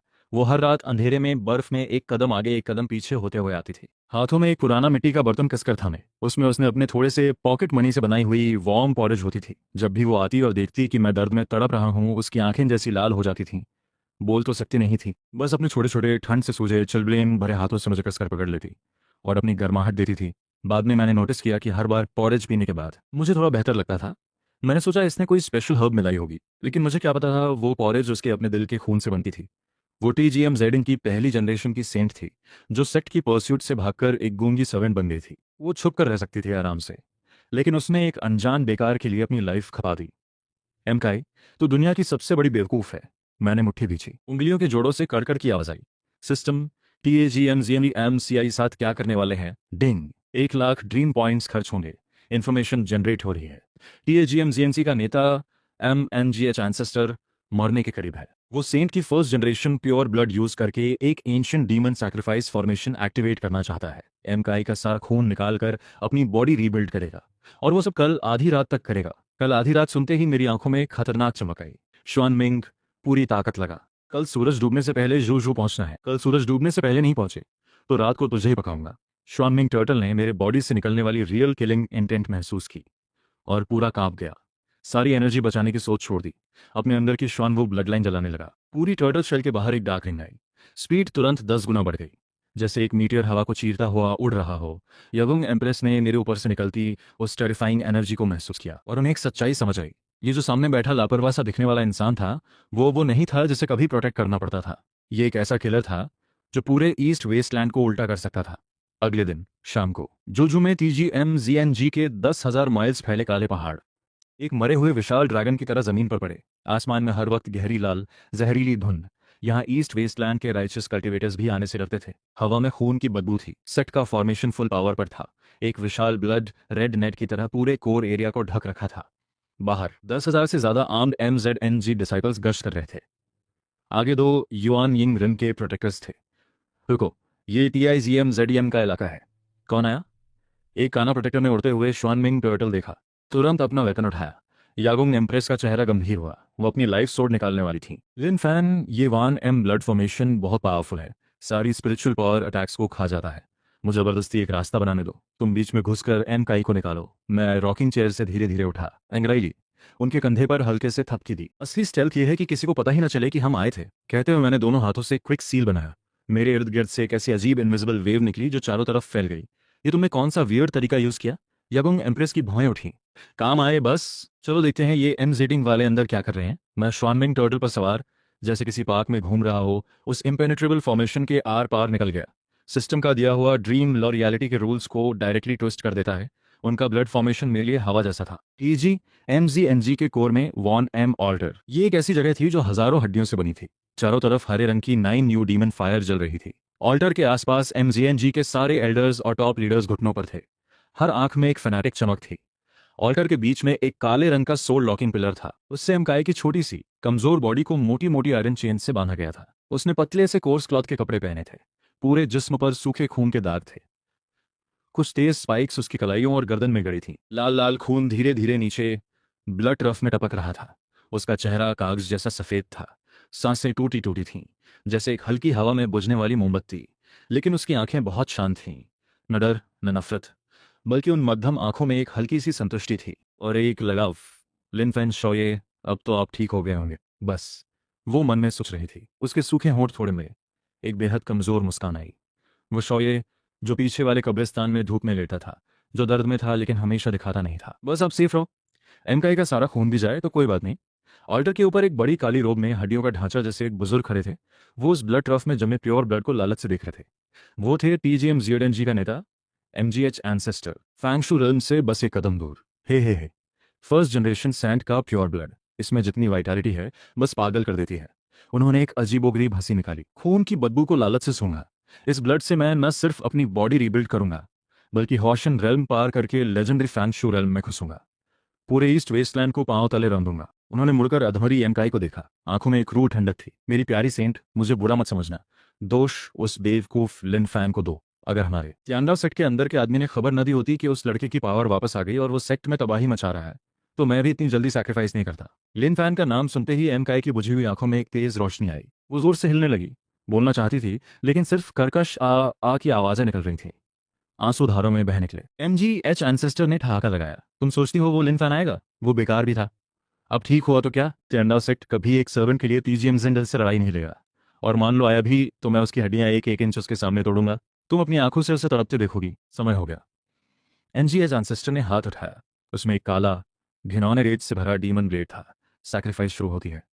मैं तुम्हारा दिल जीते जागते निकालूंगा, वो चिल्लाया। वो ब्लेड बिजली की तरह एम काई की छाती की तरफ बढ़ी। अगर अगला जन्म हो तो एम काई फिर से पॉरेज बनाएगी। जब वो ब्लेड एम काई के दिल से बस एक इंच दूर थी, तभी एक आवाज आई, बेहद अनॉयड और थोड़ी सी आलसी, जैसे नौ आसमान से किसी ने सबके कानों में डायरेक्टली बोला हो, आधी रात को सोने देते नहीं, यहाँ सुअर काट रहे हो। कितना शोर है। वो आवाज आते ही पूरे वैन एम ऑल्टर के आसपास की स्पेस जैसे किसी ने फ्रीज कर दी। एम एच एंसेस्टर ने हैरानी से देखा। उनकी वो ब्लेड वाली हैंड जैसे स्टील में जड़ गई। चाहे जितनी डीमन एनर्जी लगाएं, ब्लेड आगे 1 मिलीमीटर नहीं बढ़ी। ये कौन सा जादू है? नीचे घुटनों पर बैठे सैकड़ों एमजीएनजी एल्डर्स भी एक इनविजिबल प्रेशर से जमीन पर दब गए। एक उंगली उठाना भी नामुमकिन। फिर एम चाई की वो आंखें जिनका फोकस खो गया था। उस वक्त एक्सट्रीम शॉक और खुशी से वो इतनी बड़ी हो गई। आंसू बाढ़ की तरह बह निकले। वो जोर जोर से सिर हिला रही थी, आ कर रही थी, जैसे कह रही हो, भागो, मेरी परवाह मत करो। लेकिन मैंने उसका वो पतला सा जिस्म देखा जो खून के दागों से भरा था। उसका वो चेहरा जो इतने खून जाने से कागज जैसा सफेद था। मुझे लगा जैसे दिल की कोई नस टूट गई। न चिल्लाया, न दहाड़ा, बस बहुत शांति से श्वानविंग टर्टल से नीचे उतरा और ऑल्टार की तरफ एक एक कदम रखता हुआ बढ़ा। मेरे कदम हल्के थे, लेकिन वहां मौजूद हर एमजेड पावर हाउस को लग रहा था जैसे हर कदम उनकी सोल पर पड़ रहा हो। सब पीछे हटने लगे। आंखों में ऐसा डर था जो पहले कभी नहीं देखा था, क्योंकि उन्हें समझ नहीं आ रहा था कि इस नौजवान की कल्टिवेशन लेवल क्या है। उसके जिस्म पर स्पिरिचुअल एनर्जी का कोई वेव नहीं था, लेकिन उसके सामने खड़े होने पर ऐसा लग रहा था जैसे पूरे यूनिवर्स के सामने खड़े हों। मैं ऑल्टर के किनारे पर आकर रुका, उसे ठंडी नजरों से देखा। तूने मेरी बीवी का खून बहाया। एमएच एंसेस्टर डरे हुए थे, लेकिन वो एक सेक्ट का नेता थे और ये उनका घर था। अंदर की हिम्मत ने उन्हें ब्लास्ट करवा दिया। चाहे तो कोई भी हो, टीजीएम जीएमजी में घुसकर मस्ती करने वाला आज जिंदा नहीं जाएगा। टिनम जीटीडीएफ, मर जा। उन्होंने अपनी लाइफ स्पैन और सोल को जलाना शुरू किया। बॉडी तुरंत ह्यूज हो गई, एक एंशिएंट डीमन गॉड की तरह। हाथ में वो demon blade blood red light लेकर मेरे सिर पर आई। इस एक स्ट्राइक से आधा जोजो मिट जाता। यगुंग एम्प्रेस का चेहरा बदल गया। लिन फैन, सावधान, ये होशन पीक का डू और डाई स्ट्राइक है। लेकिन मैंने आंख तक नहीं झपकाई, बस धीरे से दायां हाथ उठाया। उस वर्ल्ड डिस्ट्रॉइंग ब्लेड के सामने मैंने हल्के से एक स्नैप मारी। टक। उस डेड साइलेंट रात में वो आवाज बड़ी साफ थी। अगले ही पल सबकी हैरान नजरों के सामने वो खौफनाक ब्लड रेड ब्लेड एक पल में रंग बिरंगे सोप बबल्स में बदल गई। फुस फुस फुस करके फट गई। बस एक सस्ती सी परफ्यूम की हल्की महक रह गई। क्या? नहीं हो सकता। एनजीएच एंसेस्टर की आंखें बाहर आने वाली थीं। उनकी विशाल डीमन बॉडी हवा में झूल रही थी। उनके चेहरे पर कंप्लीट डिसबिलीफ था। उन्होंने आंखें मली, लगा जैसे किसी इल्यूजन में है। सॉरी, मेरे सपने में न्यूटन भी मेरे आगे झुकता है, तुम तो बस एक बुरा बूढ़ा हो। मेरे होठों पर एक क्रूर मुस्कान आई। दायां हाथ उठाया, हवा में एक वर्चुअल ग्रैब की। दा मैंगवान गू, सेकेंड स्किल, एम ई सू डब्ल्यू एच एन। जैसे एक इनविजिबल हैंड ने हवा में एक टोमेटो को मुट्ठी में भींचा हो। एनजीएच एंसेस्टर हवा में ही फट गए। काला खून और टुकड़े बारिश की तरह गिरे। उनकी सोल भी डायरेक्टली क्रश हो गई। कुछ नहीं बचा। T G M G R G का नेता, फैंगशू रेल्म से बस एक कदम दूर का पावर हाउस, मेरी एक स्नैप भी नहीं झेल पाया। नेता मर गए। भागो, जल्दी एंसेस्टर का फॉर्मेशन खोलो। ऑल्टर के नीचे बचे हुए एमजेडएनजी एल्डर्स पूरी तरह टूट गए। उनकी वो ताकत जिस पर उन्हें इतना घमंड था, इस इंसान के सामने एक मजाक थी। वो चीखते हुए रेंगते हुए वहां से भागने लगे। भागोगे कहाँ? आज TGMZNG में एक कुत्ता भी जिंदा नहीं जाएगा। मेरी आंखें प्योर गोल्ड हो गईं। ड्रीम लव वाटर की लहरों की तरह चारों तरफ फैला। जो भी उस वेव में आया उनका जिस्म बिना आवाज बिना खून के बस हवा में घुल गया। ना चीख ना निशान, बस एग्जिस्टेंस से डायरेक्टली मिटा दिए गए। 10 सांसों में वो विशाल TGMZYNG एक मुर्दे जैसे सन्नाटे में डूब गया। यागुंग एम्प्रेस की तलवार वाला हाथ थोड़ा कांप रहा था। वो मेरी पीठ देख रही थी। उन्हें लग रहा था जैसे उनकी सोल भी खड़ी हो गई हो। ये किसी कल्टिवेटर का तरीका नहीं था, ये किसी गॉड का था। मैंने उनकी रिएक्शन की परवाह नहीं की। सीधे सोल लॉकिंग पिलर के पास गया, हाथ बढ़ाया। वो चेन्स जिनके बारे में कहा जाता था कि बिजली भी नहीं काट सकती, एक हल्के से टच में धूल बन गई। एम का सपोर्ट खोकर आगे गिरने लगी। मैंने उसे कसकर थाम लिया। वो हल्का सा जिस्म था, उतना हल्का कि दिल में एक बार फिर कुछ टूटा। वो मेरे सीने से टिक गई। कमजोर हाथ उठाया, मेरा चेहरा छूना चाहा, लेकिन हाथ खून से भरे थे। डरी कि कहीं मेरे कपड़े गंदे न हो जाए। हाथ वापस खींचने लगी। मैंने उसका वो ठंडा सा हाथ पकड़ा और अपने गाल से लगा लिया। आंखें बिना चाहे भीग गईं। बेवकूफ, शौर्य आया है तुझे घर ले जाने। अब कोई तुझे हाथ नहीं लगाएगा। मैंने सिस्टम स्पेस से एक के बाद एक जो भी सबसे पावरफुल हीलिंग मेडिसिन थीं सब निकाली। सब तोड़कर प्योर एनर्जी एम काई के जिस्म में भेजने लगा। लेकिन एम काई ने जो खोया था वो प्योर ब्लड था, उसकी जड़ें। कोई भी मेडिसिन वो नहीं दे सकती थी। वो बस जीती रह सके इतना हो सकता था। शौर्य, जाया मत करो। एम काई ने मुश्किल से मुस्कुराया। वो मुस्कान बिल्कुल साफ थी, कोई शिकवा नहीं। शौर्य को इस तरह दबंग देख लिया। एम काई को बस यही चाहिए था। उसकी आंखें धीरे धीरे बंद होने लगी, सांसें और कमजोर होने लगी। नहीं, मैं तुझे मरने नहीं दूंगा, चाहे यमा के दरवाजे से भी खींच कर ला पड़े। मैंने जीभ काटी। वान गू दा मैंग डिवाइन बॉडी की ओरिजिन श्रृंखला, हल्का गोल्डन ब्लड उसके सीने पर डाला। सिस्टम, सबसे ऊंचे लेवल की ब्लड रेस्टोरेशन पिल दे, चाहे सारे ड्रीम पॉइंट्स खर्च हो जाए। डिंग, यूजर की स्ट्रॉन्ग विल डिटेक्ट हुई। 10 लाख ड्रीम पॉइंट्स खर्च होंगे। 9 रेवोल्यूशन केओस साइन लोटस पिल एक्सचेंज हो रही है। एक डार्क पर्पल रेड लाइट वाली पिल हवा में अपीयर हुई। मैंने बिना सोचे उसके होंठ खोले, पिल अंदर दी। धड़ाम, वो पिल जिसमें गई, एक समुद्र जैसी एनर्जी एक साथ फटी। वो सारे जख्म जो देखने में भी दर्दनाक थे पल भर में ठीक हो गए। एक निशान तक नहीं बचा। और बस यही नहीं, उसके सिर के ऊपर एक ह्यूज सायन लोटस की वर्चुअल इमेज फ्लोट करने लगी। आसपास की सारी स्पिरिचुअल एनर्जी पागलों की तरह उसकी तरफ खींचने लगी। कट कट की आवाजें आई जैसे कोई जंजीर टूट रही हो। एमसाई की कल्टीवेशन एक रॉकेट की तरह ऊपर गई। Qi cultivation, foundation building, golden core, nascent soul, Huashan. Huashan peak पर पहुंचकर वो मोमेंटम रुका। यागुंग एम्प्रेस एक कोने में खड़ी थी। उन्होंने अभी अभी देखा था कि उसने उसकी कल्टीवेशन डायरेक्टली हॉशन पीक पर पहुंचा दी, और साथ में एक सुप्रीम बॉडी भी रीबिल्ड हो गई। ये इंसान करता है या भगवान? ये दुनिया हो क्या रही है? धीरे धीरे एम काय के सिर से वो सायन लोटस इमेज वापस आई। उसकी लंबी लैशेज हिली और उन साफ आंखों ने धीरे से खुला। जब उसने मेरा चेहरा देखा तो वो रुक नहीं पाई, सीधे मेरे सीने में घुस गई और जोर जोर से रोने लगी। शायरे, एक मीठी साफ आवाज जैसे घाटी में कोयल बोली हो। मैं सुनकर रुक गया। यकीन नहीं आया। नीचे देखा, वो रोते हुए मुझसे चिपकी थी। तू तू बोल सकती है? उसने सिर उठाया। आंखें भरी थीं, लेकिन जोर से सिर हिलाया। शौर्य, मैं बोल सकती हूँ, जैसे इतने सालों की चुप्पी का हिसाब चुका रही हूँ। बार बार मेरा नाम लेती रही। उस आवाज में जो ट्रस्ट था, जो लव था, मैंने उसे वापस कर पकड़ लिया। सिर उठाकर जोर से हंसा। हाँ हाँ हाँ, बहुत बढ़िया। आज से तू न सिर्फ बोल सकती है, बल्कि इस दुनिया की सबसे इज्जतदार औरत है। हम दोनों उस रियूनियन की खुशी में थे, तभी नीचे से एक ऐसी शेकिंग आई जो रूह हिला दे। ऑल्टर का मलबा जो अभी अभी फ्लैट हो गया था, उसके नीचे से एक ईविल एनर्जी निकली। NGH एंसेस्टर से 1000 गुना ज्यादा खतरनाक, जैसे किसी डीप अबिस में सोया हुआ वर्ल्ड डिस्ट्रॉइंग बीस्ट जाग गया हो। वो एनर्जी आसमान में चढ़ी और ऊपर एक ब्लैक होल बन गया। उसमें से कैओस एनर्जी निकल रही थी और उसमें एक विशाल, डिस्क्राइब न हो सके इतनी बड़ी क्रिम्जन ट्री आई, धीरे धीरे खुली। जब उस आई ने इस दुनिया को देखा, उसी पल पूरे ईस्ट वेस्टलैंड के कल्टिवेटर्स की सोल काम गई। वो अपर रेल्म ट्रू इमॉर्टल लेवल की सुप्रीम प्रेशर थी। फैंशू रेल्म के पावर हाउस भी उसके सामने चीटी थे। बुरा हुआ, ये तो TGMZ जिंग के उस लेजेंडरी एंशिएंट डीमन लॉर्ड की आंख है। वो MGH एंसेस्टर ने मरते वक्त अपनी सोल यूज करके लास्ट ट्रैप सेट किया और इस बड़े को यहाँ बुला लिया। यवम एम्प्रेस का चेहरा सफेद पड़ गया। उनके हाथ में बनी आइस एरो उस प्रेशर से कांपने लगी। अपर रेल्म ट्रू इमॉर्टल का आना, ये इस दुनिया के लिमिट से बाहर है। सिर्फ TGMZNG नहीं, पूरा ईस्ट सब राख हो जाएगा। उस क्रिम्जन आई से एक आवाज आई, ठंडी क्रूर, जैसे डाव के रूल्स बोल रहे हो। आसपास की स्पेस टुकड़े टुकड़े होने लगी। एमकाई का चेहरा सफेद हो गया। उसने मेरी शर्ट पकड़ ली, मुझे अपने पीछे छुपाना चाहती थी। मैंने उसकी पीठ पर हल्के से थपकी दी, इशारा किया कि डरे नहीं, फिर सीधे खड़ा हुआ। उस वर्ल्ड एंडिंग क्रिम्जन आई का सामना किया और बड़े अनॉयड होकर कान में उंगली घुमाई। इतना जोर से चिल्लाना जरूरी था? देख नहीं रहा? मेरी बीवी डर गई। वो विशाल क्रिम्जन आई मेरी आवाज़ सुनते ही पुतली सिकुड़ गई। वो जो अनस्टॉपेबल प्रेशर थी उसमें एक अजीब हिचकिचाहट आ गई, यहाँ तक कि यागुंग एम्प्रेस को भी उसमें एक डर सुनाई दिया। और स्टटरिंग, तू तू तेरे जिस्म की स्मेल वो वान गू ड्रीम रेल में उस साइको से मिलती है जिसने मेरे सिर पर ब्रिक मारी थी। ये सुनते ही यागुंग एम्प्रेस का जबड़ा गिर गया। एम कई ने क्यूट सी बड़ी आंखें झपकाई। मैंने आंखें सिकोड़ी, थोड़ी पकड़ी। अरे कहीं देखा है लगता था। अच्छा तू वो काना था ना, सपने में मैंने तेरी टांग तोड़ी थी। अब इस बार आंख भी गंवाने का इरादा है। वो स्काई में बनी आई पागलों की तरह फड़कने लगी, जैसे किसी बुरी याद में फंस गई। वो ब्लैक होल डिस्टॉर्ट होने लगा। वो एंशिएंट डीमन लॉर्ड ऐसे लग रहा था जैसे वापस जाने की कोशिश कर रहा हो। भागेगा इतनी आसानी से नहीं। मेरे होठों पर एक क्रूल मुस्कान आई। दायां पांव जमीन पर मारा, जिसम बुलेट की तरह ऊपर उड़ा, सीधे उस क्रिम्सन आई की तरफ। दा मैंग वान गू, थर्ड स्किल। सपने में सब कुछ होता है, अपना सब कुछ निकाल। मेरी उड़ती हुई बॉडी देखते हुए उस सुप्रीम डीमन लॉर्ड की चीख के साथ पूरे ईस्ट वेस्टलैंड का आसमान एक शानदार गोल्डन रेड रंग में रंग गया। और ये सब मेरे जागने का पहला दिन था।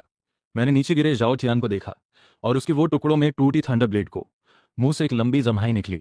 सपने में 10 साल ढेरों गॉड्स और डीमंस मारे, लेकिन अभी अभी जागा हूं तो थोड़ा डिजी तो होगा ही। आसपास खड़े वो डिसाइपल्स जो अभी अभी चिल्ला रहे थे, सब मुर्गे की तरह गर्दन दबी हुई खड़े थे। मुंह इतना खुला था कि ऑस्ट्रिच एग अंदर जाए। सब मेरे हाथ में उस दर्जनों छेद वाले बैम्बू पिलो को देख रहे थे। उनकी आंखों में एक ऐसी बेबसी थी जैसे जिंदगी का कोई मतलब न बचा हो। क्वांगले एल्डर का वो आयरन चेहरा बड़ा रोचक हो गया था। उनकी धुंधली आंखें उस पिलो पर टिकी थीं, जैसे उन छेदों के पार कोई रहस्य देखना हो। लेकिन जितना भी स्कैन करें वो सच में एक बेकार बांस का टुकड़ा था। क्यों क्वांगले एल्डर, ये पिलो ट्राई करना है। मैंने बैम्बू पिलो हिलाया।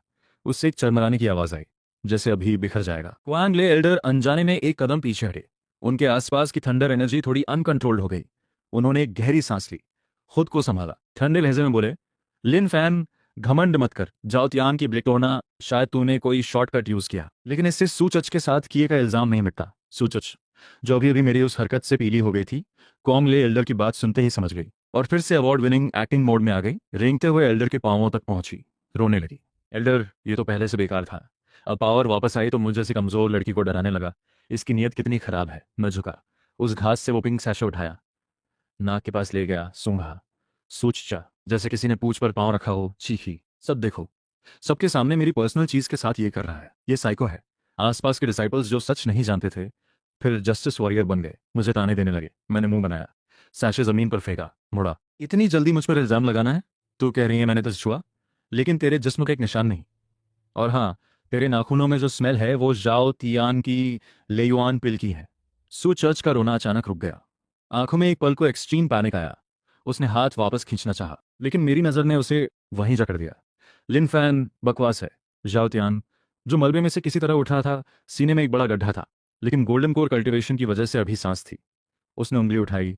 वो सैशे तेरी घास से मिला था, सबूत। और तू पलटवार करने की कोशिश कर रहा है? मैं धीरे से उठा, कपड़े झाड़े, नजर पीछे वाले कब्रिस्तान की तरफ घुमाई। ठीक है, सुबह सुबह जगाया और ऊपर से मुझ पर कीचड़ उछाला। सूचच, तूने कहा तू मुझे पॉकेट मनी देने आई थी, तो बता, इन 3 सालों में कुल कितनी मिली? सूचच रुकी, उसे ये डिटेल्स याद नहीं थे। आंखें इधर उधर घुमाई, फिर हकलाते हुए बोली, 1 महीने में 10 लोअर क्वालिटी स्पिरिट स्टोन्स, 3 साल में 360।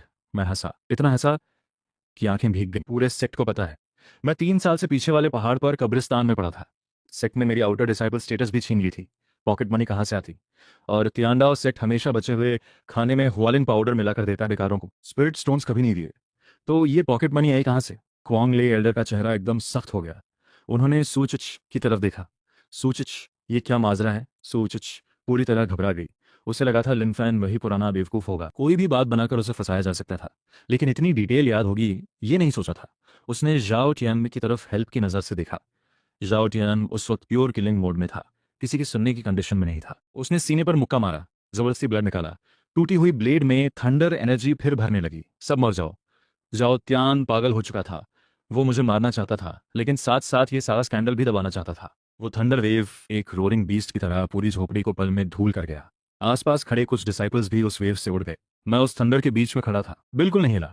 जब वो थंडर मेरी नाक तक आने वाली थी, मैंने धीरे से एक उंगली हवा में रखी, बट मैंने एक थप्पड़ मारा। जाओतियान एक स्पिनिंग टॉप की तरह हवा में सैकड़ों चक्कर खाया और सीधे खुली कब्र में जा गिरा। जिंदा था या नहीं पता नहीं।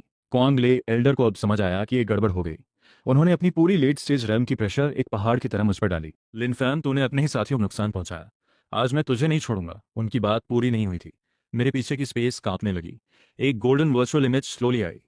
एक विशाल धर्मा फॉर्म जो मेरी तरह दिखती थी, आंखें बंद। उसकी प्रेजेंस ने सबकी सोल्स को हिला दिया। कुआंग ले एल्डर की वो हैवी प्रेशर उस धर्मा फॉर्म के सामने एक जुगनू की तरह बुझ गई। कुआंग ले, कब्रिस्तान में नाचना बंद होना चाहिए। मैंने उन्हें ठंडी नजरों से देखा। ये मत सोचना कि मुझे नहीं पता, तुम सूच के जरिए मुझे खत्म करवाना चाहते थे ताकि मेरे पास जो तियांडा सेक्ट का एंट्री टोकन है वो तुम्हारे बेकार पोते को मिले। क्वांग ले एल्डर का रंग पूरी तरह उड़ गया। उन्हें समझ नहीं आ रहा था कि टूटी हड्डियों वाले इंसान ने ये लेजेंडरी गॉड धर्मा फॉर्म कैसे बनाई। तभी दूर से एक रोशनी आई। एक ठंडी फ्रॉस्ट जैसी एनर्जी पूरे इलाके में फैल गई। एक सफेद कपड़ों वाली बेहद खूबसूरत लेकिन बर्फ जैसी ठंडी औरत फ्लाइंग सोल पर खड़ी धीरे धीरे नीचे आई। उसने जमीन पर पड़ी सूचच को एक नजर नहीं दी, बस उन साफ आंखों से जिनमें एक अजीब सी उलझन थी मेरी तरफ देखा। यही थी मेरी वो सीनियर सिस्टर और तियांडा सेक्ट की इस जनरेशन की होली मेडन शिन क्यांगशु। लिन फैन, तुम सच में ठीक हो गए। शिन क्यांगशु की आवाज अभी भी वैसी थी, ठंडी, कोई इमोशन नहीं। मैंने धर्मा फॉर्म वापस ली और फिर से वो आलसी वाला मोड आ गया। पास रखा एक बड़ा गोर्ड उठाया, एक घूंट पुरानी शराब पी और तुम्हारी बदौलत 3 साल हड्डियां टूटती रहीं, पर सपनों में चैन जरूर मिला। शेन चिंगशुए ने माथे पर हल्की सी शिकन डाली। उसने एक नज़र बुरी तरह जख्मी झाओ तियानवा पर डाली, फिर कांपते हुए कुआंगली बड़े पर, और फिर मेरी तरफ देखा। ठीक है, तुम्हारी शक्ति वापस आ गई है। सू चाचा ने जो झूठा इल्जाम लगाया था वो मैं खुद जांचूंगी, लेकिन तुमने इतनी बेरहमी से हाथ उठाया कि पूरे सेक्ट में दहशत फैल गई है। चलो मेरे साथ सेक्ट प्रमुख से मिलने चलो। उस बूढ़े से मिलने जाऊं? मैंने हाथ हिलाते हुए कहा। कोई इंटरेस्ट नहीं, अभी नींद पूरी नहीं हुई। और हाँ शिन दीदी, वो दोनों के बीच की शादी की संधि मैं पहले ही रद्द करने कागज लिख चुका हूँ। जो घास का ढेर अभी बिखरा है उसी में कहीं पड़े हैं, खुद ढूंढ लो, शुक्रिया की जरूरत नहीं। शिन चिंगशुई के जबड़े में हल्की सी कंपी आई। उसने मुझे घूरते हुए देखा।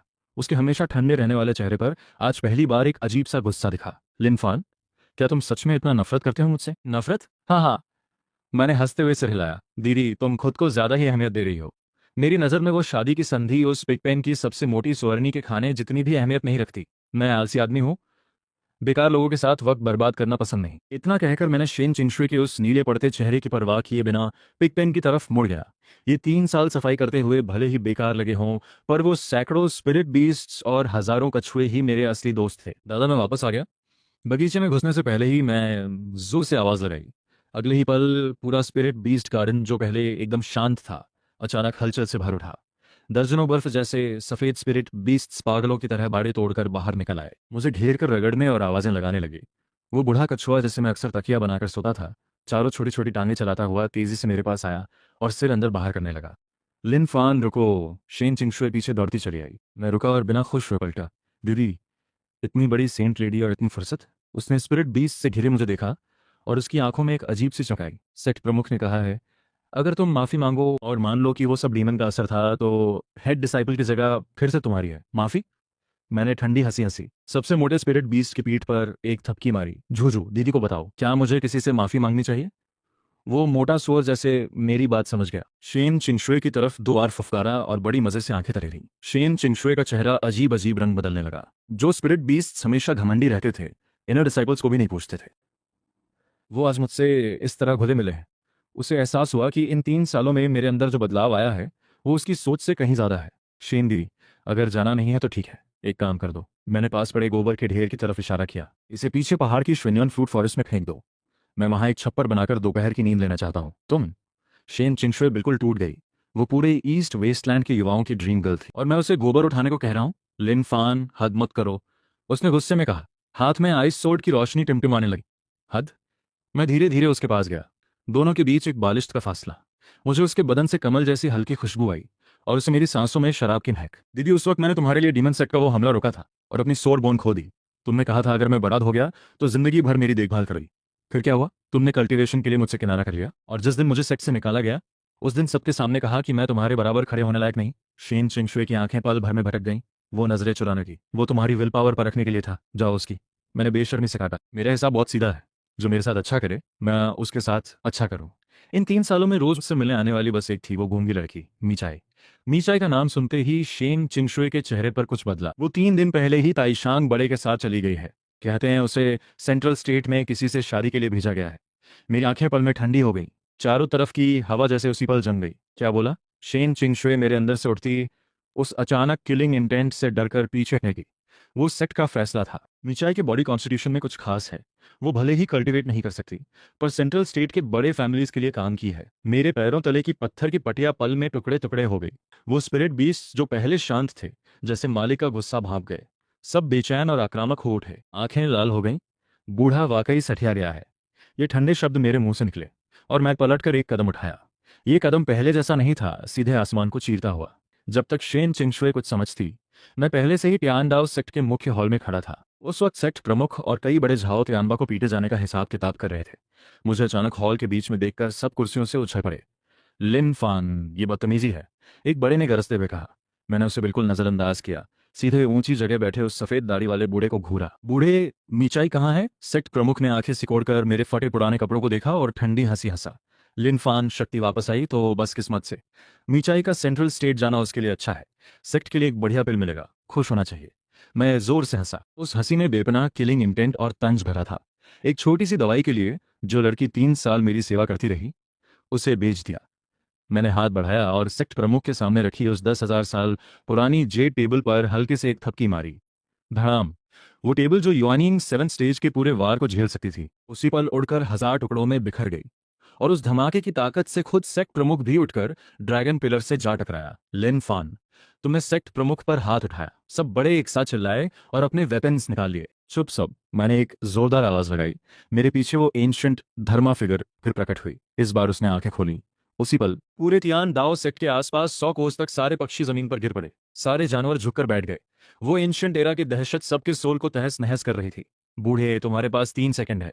मीचाई कहाँ है बताओ, वरना आज के बाद पूरे ईस्ट वेस्टलैंड में तियान दाओ सेक्ट का नाम नहीं रहेगा। सेक्ट प्रमुख उस वक्त इतना डरा हुआ था जैसे रूह निकल गई हो। वो समझ गया मैं मजाक नहीं कर रहा।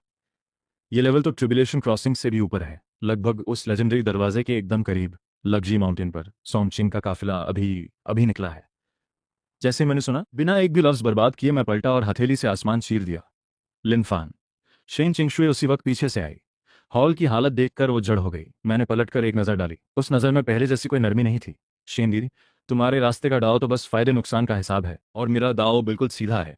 जो मेरे साथ हो वो बचे, जो मेरे खिलाफ हो वो खत्म। इतना कहकर मैं उस आसमान के रास्ते में गायब हो गया। लग्जी माउंटेन पर एक लंबा चौड़ा जुलूस जा रहा था।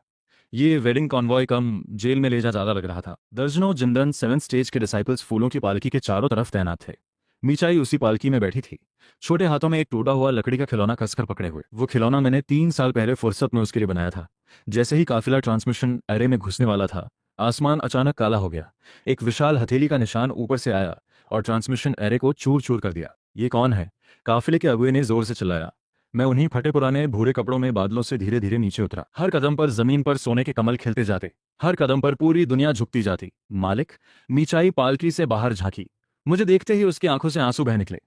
मैं पालकी के पास गया। उन दर्जनों जिंदन डिसाइपल्स की डरी हुई नजरों के सामने मैंने धीरे से मीचाई का छोटा हाथ थाम लिया। मूर्ख, खाना खाया था? मीचाई ने जोर से सिर हिलाया। गले से ऊ की आवाज निकली और वो नन्ही बच्ची की तरह रोते हुए मुस्कुरा दी। लिनफान, काफिले के अगुए ने मुझे पहचान लिया और डर जा। जानते हो किससे पंगा ले रहे हो? सेंट्रल स्टेट का सू फैमिली। सेंट्रल स्टेट का सू फैमिली? मैंने ठंडी हंसी हंसी, उंगली हल्के से उठाई। एक सुनहरी रोशनी चमकी और वो यूएनियन अर्ली स्टेज का अगुआ एक शब्द भी नहीं बोल पाया, सीधे खून के बुलबुले में बदल गया। कोई भी हो, मेरे किसी के साथ हाथ लगाया तो भगवान भी आए, जमीन में दफन होना पड़ेगा। मैं नीचाई का हाथ थामे उन डिसाइपल्स की आंखें फटी की फटी देखते हुए धीरे धीरे तियानडाओ सेक्ट वापस चला। पूरे रास्ते किसी की हिम्मत नहीं हुई। स्पिरिट बीस्ट गार्डन वापस पहुंचकर मैं एक घास के ढेर पर बैठ गया। मीचाई ने आदत से आग जलाई और दलिया चढ़ा दिया। लिनफान, तुमने बड़ी मुसीबत मोल ले ली है। शेन चिंगशुए फिरा पहुंची। वो काफी थकी और परेशान लग रही थी। मैं दलिया पीते हुए चपचप करता रहा। लगा ये स्वाद सपनों के किसी एलिक्सर से भी अच्छा है। सुनो, मैंने शेन चिंगशुए की तरफ देखा। दीदी, क्या सू फैमिली बहुत बड़ी है? शेन चिंगशुए ने हाँ में सिर हिलाया। सेंट्रल स्टेट के सू फैमिली में कॉम्बिनेशन 7 स्टेज का पुराना एंसेस्टर बैठा है। Combination 7 stage? मैं हंसा। पलटकर बूढ़े कछुए से बोला, लालियो, तेरी नज़र में कॉम्बिनेशन 7 स्टेज कितना बड़ा है? बूढ़े कछुए ने एक बुलबुला उड़ाया, चेहरे पर पूरी नजरअंदाजी। मुझे भी लगा खास कुछ नहीं। मैंने आलसी से अंगड़ाई ली। नीचाई, आगे से उस जई हॉल में काम करने में जाना, यही मेरे पास सो जाया करो। नीचाई का चेहरा लाल हो गया। उसने जोर जोर से सिर हिलाया। शेन चिंगशुए अभी कुछ बोलने वाली थी कि अचानक ऊपर बादलों के पार से एक गंभीर आवाज पूरे आसमान में गूंजी। ध्यान दाओ सेक्ट के छोड़ो, मेरे सू फैमिली का खून वापस करो, वरना एक भी जानदार नहीं बचेगा। आगे शेन चिंगशुए का चेहरा पीला पड़ गया। मैंने कटोरा नीचे रखा, इत्मीनान से उठा, घास झाड़ी और मीचाई से बोला, मीचाई, आग और भादे, दलिया और बनाना है। इतना कहकर मैंने ऊपर आसमान की तरफ देखा और शांत आवाज में कहा, लवल्यू, जा ऊपर और एक मैसेज दे, कह दे घुटने टेक कर बात करें। बूढ़ा कछुआ धीरे धीरे उड़ता ऊपर गया। अगले ही पल एक भयानक एंशिएंट ऑरा फट पड़ी। आसमान में जो विशाल फ्लाइंग शिप खड़ी थी, बूढ़े कछुए के एक थपेड़े में पल भर में बिखर गई। वो तथाकथित सू फैमिली का बड़ा एक भी शब्द नहीं निकाल पाया, सीधे जमीन पर आ गिरा। स्पिरिट बीस्ट गार्डन के दरवाजे पर घुटने टेक कर बैठ गया। पूरा सेक्ट उस पर एकदम चुप हो गया। सेक्ट प्रमुख पिछले पहाड़ पर छुपा बैठा रहा। बड़े सब मुर्दा बन गए। मैं दरवाजे पर गया। उस पसीने से तर सू फैमिली के आदमी को देखा। जाकर अपने फैमिली हेड को बता दो, ये लड़की मैंने अपनी जिम्मेदारी में ली है। अगर मानना नहीं है तो खुदाए मुझसे बात करने। और हाँ, आते वक्त सेंट्रल स्टेट का कुछ खाने पीने का सामान लेते आए। मेरे स्पिरिट बीस्ट ने अच्छा खान बहुत दिनों से नहीं खाया। वो आदमी और रुकने की हिम्मत नहीं जुटा पाया, लुढ़कता पड़ता वहां से भाग गया। उस दिन के बाद तियान डाउ सेक्ट में कोई पिछले पहाड़ को परेशान करने की हिम्मत नहीं कर सका। मैं हर रोज पहले की तरह सोता रहा। मीचाई हर रोज दलिया बनाती रही। बस स्पिरिट बीस्ट गार्डन के वो सुअर थोड़े ज्यादा ही निराले हो गए। एक दिन शेन चिंगशुए ने देखा, मैं एक सुअर को सोर टेक्निक सिखा रहा हूँ। लिन फान, ये क्या कर रहे हो? वो पूरी तरह समझ नहीं पा रही थी। मैं उसे सिखा रहा हूँ कि इस कठोर दुनिया में आराम से कैसे जिया जाए, मैंने आलसी लहजे में कहा। बात अभी खत्म भी नहीं हुई थी कि उस मोटे सुअर ने एक खुर हिलाया। एक जबरदस्त सोड एनर्जी आसमान की तरफ गई और तियान डसेक्ट का पूरा एक पहाड़ कट गया। शेन चिंगशुए का दिमाग हिल गया। फिर एक दिन सिस्टम में एक नया नोटिफिकेशन दिखा, डिंग, होस्ट की नींद का कुल समय 10 लाख घड़ी पूरा हुआ। ग्रेट ड्रीम इमॉर्टल बॉडी का दूसरा फेज जागने की तैयारी में है। स्पिरिट पावर जाग रही है। मैंने आंखें खोली, देखा मीचाई कपड़े धो रही है। मैंने कहा, मीचाई अब तू बोल सकती है। अगले ही पल मीचाई के पूरे शरीर में एक ठुरझुरी आई। एक पवित्र रोशनी उसके अंदर से फूटी। मालिक, वो बोली, आवाज साफ और मीठी जैसे पहाड़ी झरना बह रहा हो। खुद उसे यकीन नहीं हुआ। मैं भी चौंक गया। तभी पूरे ईस्ट वेस्टलैंड के ऊपर आसमान में एक बड़ी दरार उभरी। एक ऐसी एनर्जी उतरी जो इस दुनिया की नहीं थी। हो, इतने समय से ढूंढ रहा था। इस गरीब जगह में छुपे बैठे हो। एक काली परछाई उस दरार से निकली। उसकी नजर सीधे मीचाई पर टिक गई। आसमान में वो काली दरार जैसे एक गहरी खाई थी। बेशुमार वॉइड स्टॉर्म्स और भयानक आंधियां पूरे ईस्ट वेस्टलैंड में बिखर गईं।